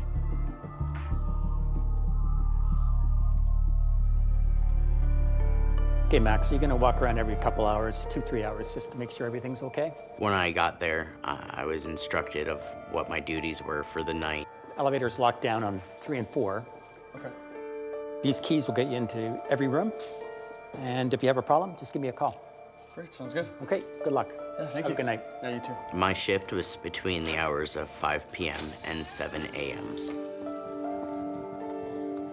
I was supposed to investigate different parts of the hospital itself, and there were floors that are completely locked off that we weren't allowed to go on.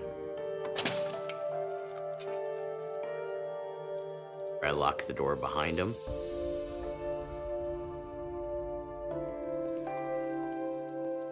I was completely alone in this abandoned hospital. As night falls, Max begins his hourly rounds of the empty building. When you think of a hospital, you think of this giant building. But that's not what this hospital was. It was 5 floors. It was very small compared to the hospitals that people are used to nowadays. When you're in a security role, you definitely would need to be logical, level-headed. I definitely wouldn't say that I'm prone to being dramatic. But this night definitely pushed my limits of reality.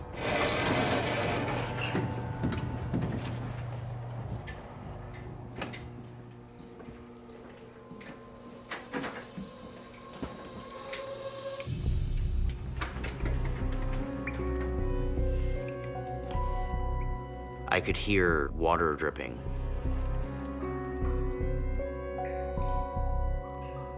I couldn't understand where it was coming from. It hadn't rained that day. The bathroom was at the other end of the hallway.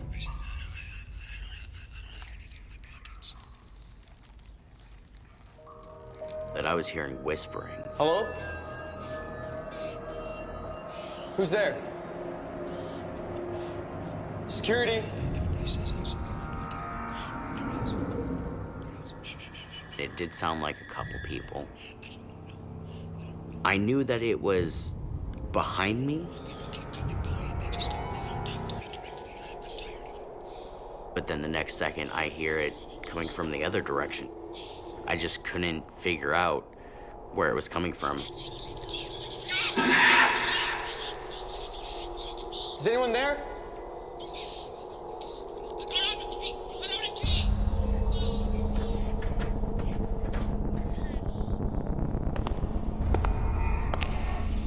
I heard footsteps coming from behind me. There's supposed to be nobody here.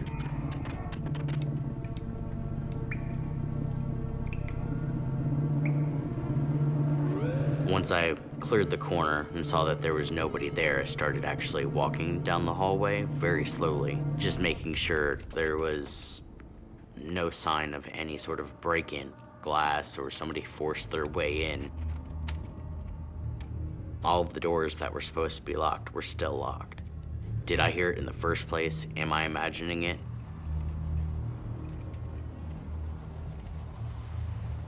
I must be going crazy for a second.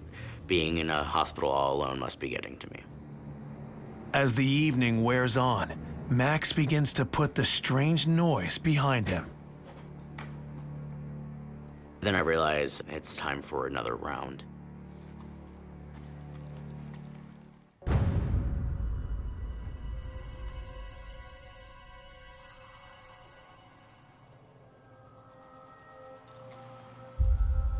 And I come across this open door. I had walked this hallway that night already. On each round, I'd grab each door handle and jiggle it to make sure each door is locked and closed. It should not have been open. There was no reason for it to be open. The only reasonable explanation is somebody was in that room. I honestly thought at any second I was gonna walk into a couple homeless guys trying to get out from the streets. I remember grabbing the door handle. I instantly felt like I started shaking.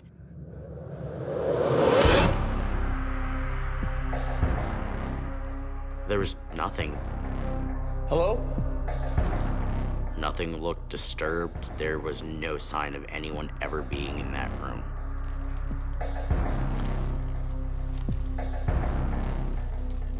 Is anyone here? But the door was open. I am totally freaked out. I tried calling my supervisor. Hi, you've reached Jim Nestor. He didn't answer. While I needed to get a hold of him, I still needed to finish my routine. And I hit the 5th floor button. Hi, you've reached Jim Nestor. When going up to the 5th floor, the elevator would just pass by the 3rd and 4th. The 4th floor was medical billing, and the 3rd floor was the psych ward. Both of those floors were locked off. Even if you wanted to, you couldn't get onto these floors. Hi, you've reached Jim Nestor at George.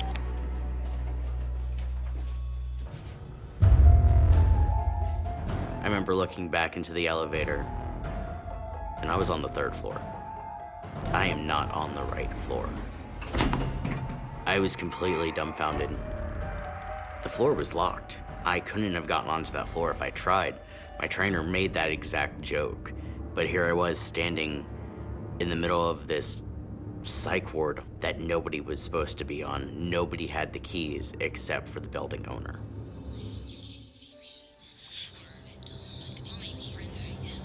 And then I heard talking, whispering.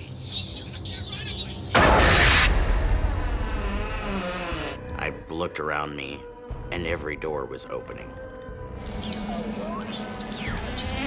There's no way that those doors could have been opened. I definitely felt like there was more than one person in this hospital with me. At an abandoned hospital in northern Georgia. Hello? Newly hired security guard Max Leairard is convinced that he is not alone. I looked around me, and every door was opening.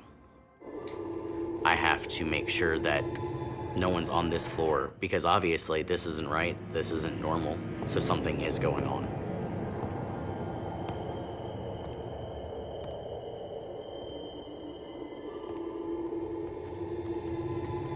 I never even considered the thought that it could be anything supernatural or paranormal.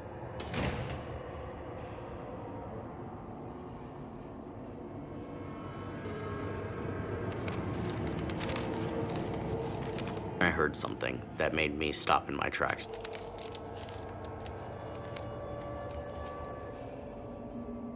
It literally sounded like papers being sorted through or flipped through, like if you had a book and you were just flipping, trying to find the right page. But this must have been a really big book. I finally got to the door the sound seemed to be coming from.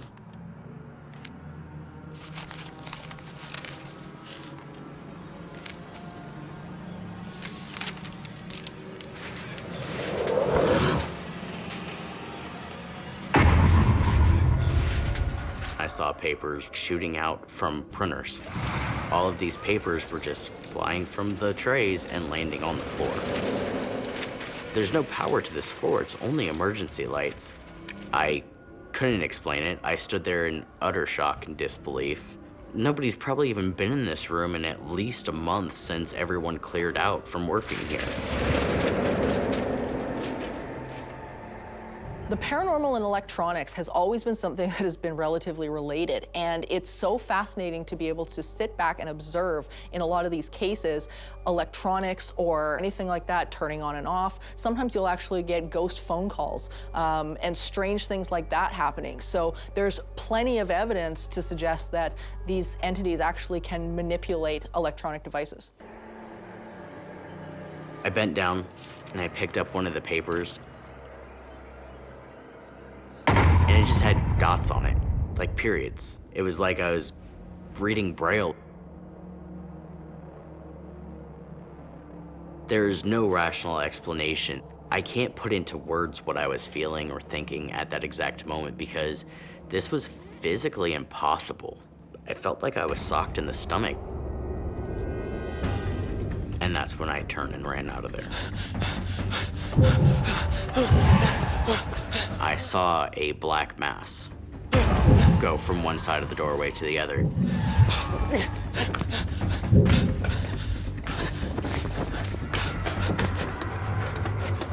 I didn't stop to look because I saw the figure and I had to get out of there. I dove into the elevator. I immediately started calling my supervisor. I had no cell service whatsoever.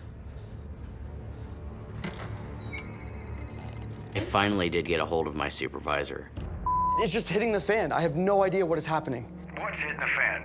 What are you talking about? Doors are opening, there's noises. I don't know what is happening. Do you hear yourself explaining to him? I definitely know I sounded crazy in that moment. He said, "What are you smoking?" No, I'm fine. I'm not on drugs. Everything is fine. There's just weird shit shit happening in this hospital. He said to me, it's impossible to stop being paranoid and letting my imagination get the best of me. You only have a couple hours left. Man up, deal with it. Man up. Yeah. Deal with it. Okay, sure. Write it up for me in a report. I had to finish. I needed the job. It's the only job I had. I needed to pay rent. I had to pay for food and gas and everything else. I couldn't just quit the only job that I have.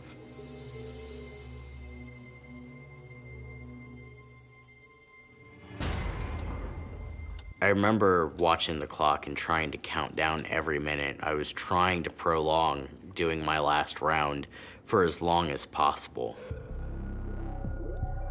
But it was 4:45, and I had to make the one last trek around.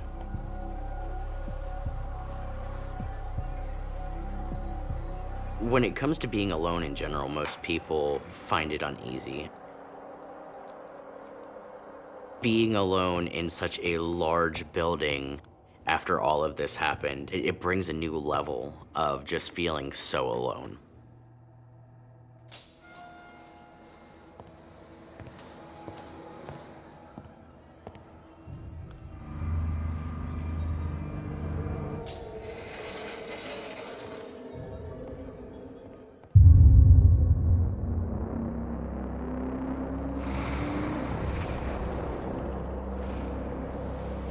Yet again, I was stuck on a floor I wasn't supposed to be on. I was more than unnerved or scared. I had no air. I couldn't breathe. And the feeling that I had inside of me was like, that was it. That's how I died. I started actually walking down the hallway as if I was being drawn to something.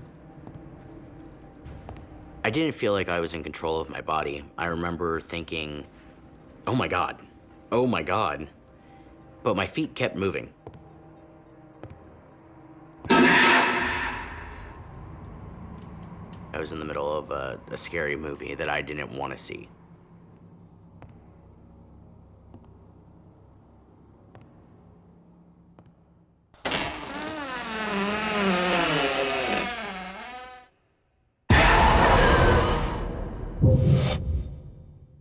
And then I heard this loud crack.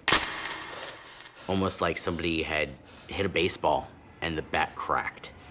It was so loud I could actually feel the echoes down the hallway with me. It literally made me jump out of my skin.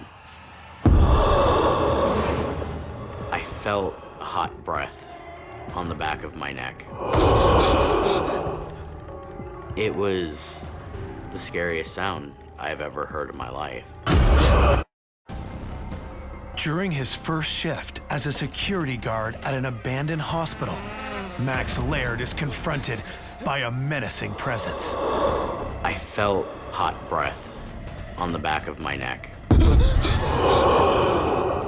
It was the scariest sound I've ever heard in my life.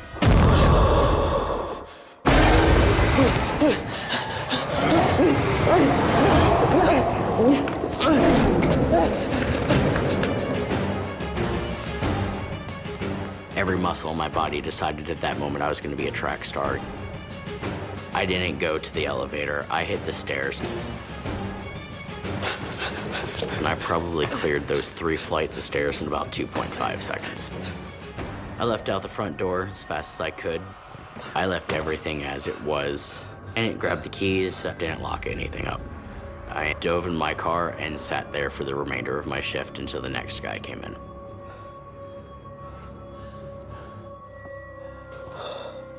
There was no way I was ever stepping foot back in that hospital, ever.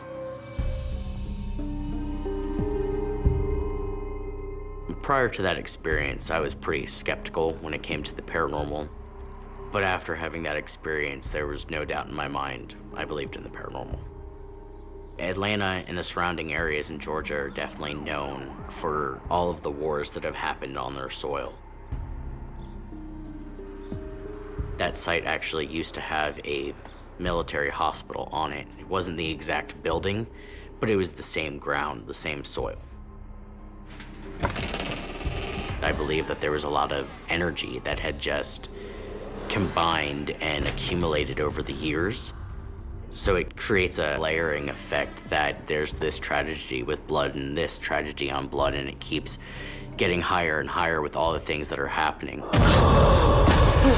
This experience changed my way of thinking entirely. I've never experienced anything so terrifying.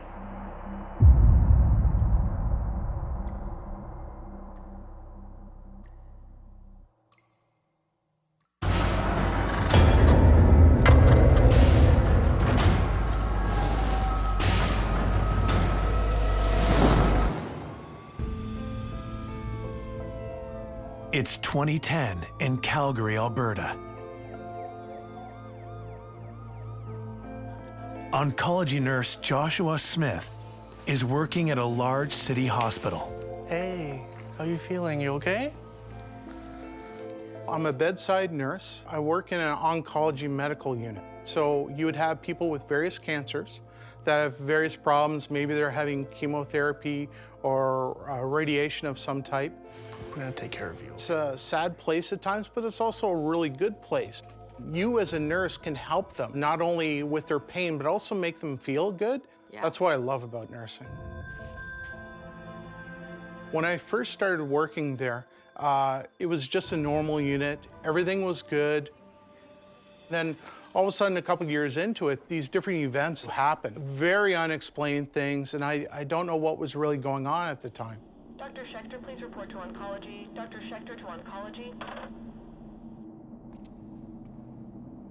The first thing that happened to me, I was walking along, I had my clipboard, everything was fine, I was just making sure things were getting done.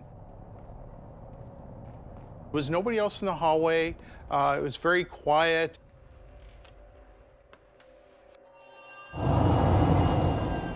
Then all of a sudden, towards my left side, I just saw something float by. And I was like, what the heck is this?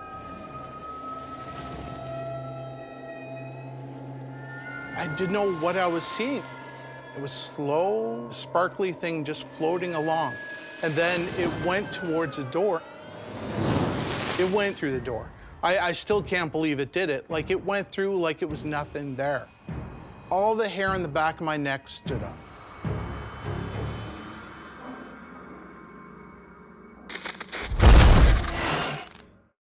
Oncology nurse Joshua Smith sees a sparkling apparition that he cannot explain. Just retelling it, I can feel that anxiety right now. Because it went through the door. It went totally through the door. I still can't believe it did it. Like, it went through like it was nothing there.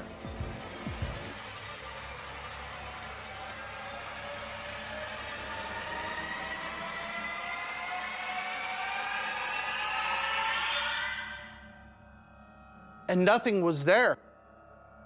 The strange light being has completely vanished. It just totally boggles my mind. I still can't believe it. It was very disturbing to me when I first saw it. The sparkling that Joshua saw when he observed this figure may have been the electromagnetic equivalent of the wake that a ship leaves behind it as it passes through the water. Not the entity generating this energy itself, but that's an interaction between it and the atmosphere, the environment surrounding it. After that, I was trying to think to myself, trying to get my wits about me, trying to figure this out because, like, who do you talk to? Who do you tell? You okay? Yeah, just, you know, stressed a bit from work. I have no idea what was going on, right? And where did it come from? I really didn't know what to do at the time.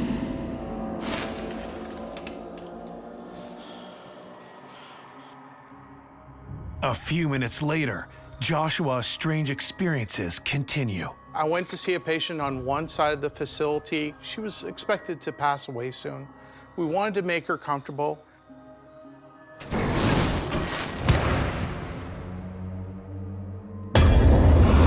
I just saw it out of the corner of my eye. Somebody was there that was all in black. The dark figure moves in the direction of the patient's bedroom. Hey!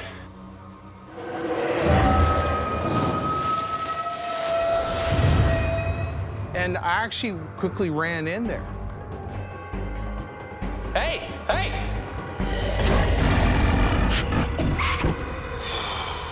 This thing was standing over top of her. Whatever was standing over her was not human. I was scared for her.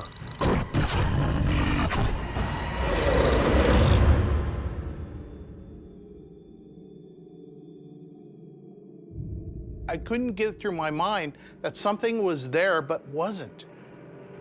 Although Joshua saw a cloud of sparkling particles and then a shadowy figure, doesn't mean these were two different entities or two different phenomena. This could easily have been the same spirit being at different stages of its manifestation. She was there comfortable. Medically, she's stable, but she did pass away after a couple of days. Now I know that there's something going on. There's 2 incidents now that I've actually had. Were you scared? What? I was scared. I didn't know if I was going insane. I truly thought I was starting to lose it. I thought maybe all these years I've been working on the unit has actually done something towards me that maybe it's time to leave the profession. That's what I was thinking at the time.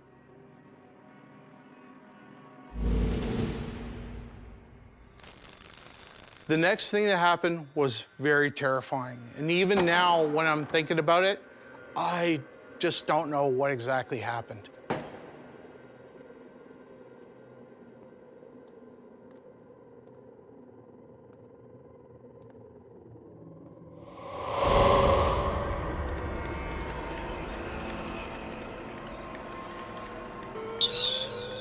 I saw this woman. Even now, I can feel the hair on the back of my neck stand up. Don't stop me. The waves of her voice was coming towards me.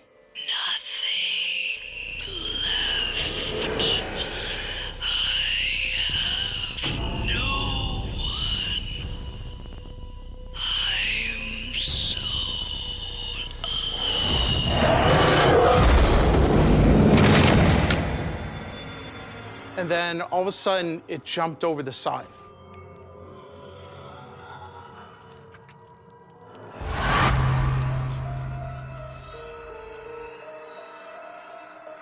She was not there. Nothing was there. She disappeared. She disappeared. It was one of the most intense, scariest moments of my life. When you have an event like that in any type of trauma, you're trying to play it through your mind, but it doesn't make any sense. Don't know what it was.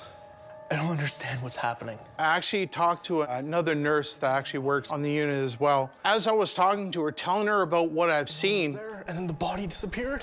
she started looking a lot more stressed out about this. I have to tell you something. And she said, actually, I know somebody that was security there. And she said there was an incident a week earlier. He said that earlier this week, the exact same thing happened. There was a woman and she tried to kill herself. What? Are you serious? The exact same way you described it. She was totally in shock that I knew what had actually happened. What I witnessed was something that only a few people actually saw. I don't understand. As I realized at that moment that I actually witnessed a paranormal event, that I actually saw a ghost or something like that repeating itself, going through the motions of what happened a week earlier. Oh my God. This is a classic example of a residual haunting. It's a type of natural film, if you will. It's no more real than the faces on your TV right now. It's a recording. These types of recording can actually be seen hundreds of years after the actual incident took place, depending upon how much energy went into imprinting it. The more violent the experience was, the more traumatic an incident we're dealing with, the stronger and deeper an imprint it will leave. I still can't believe that actually happened to me. One strange event you can write off, but a second, third, it's hard to really write off. I realized that this hospital is haunted.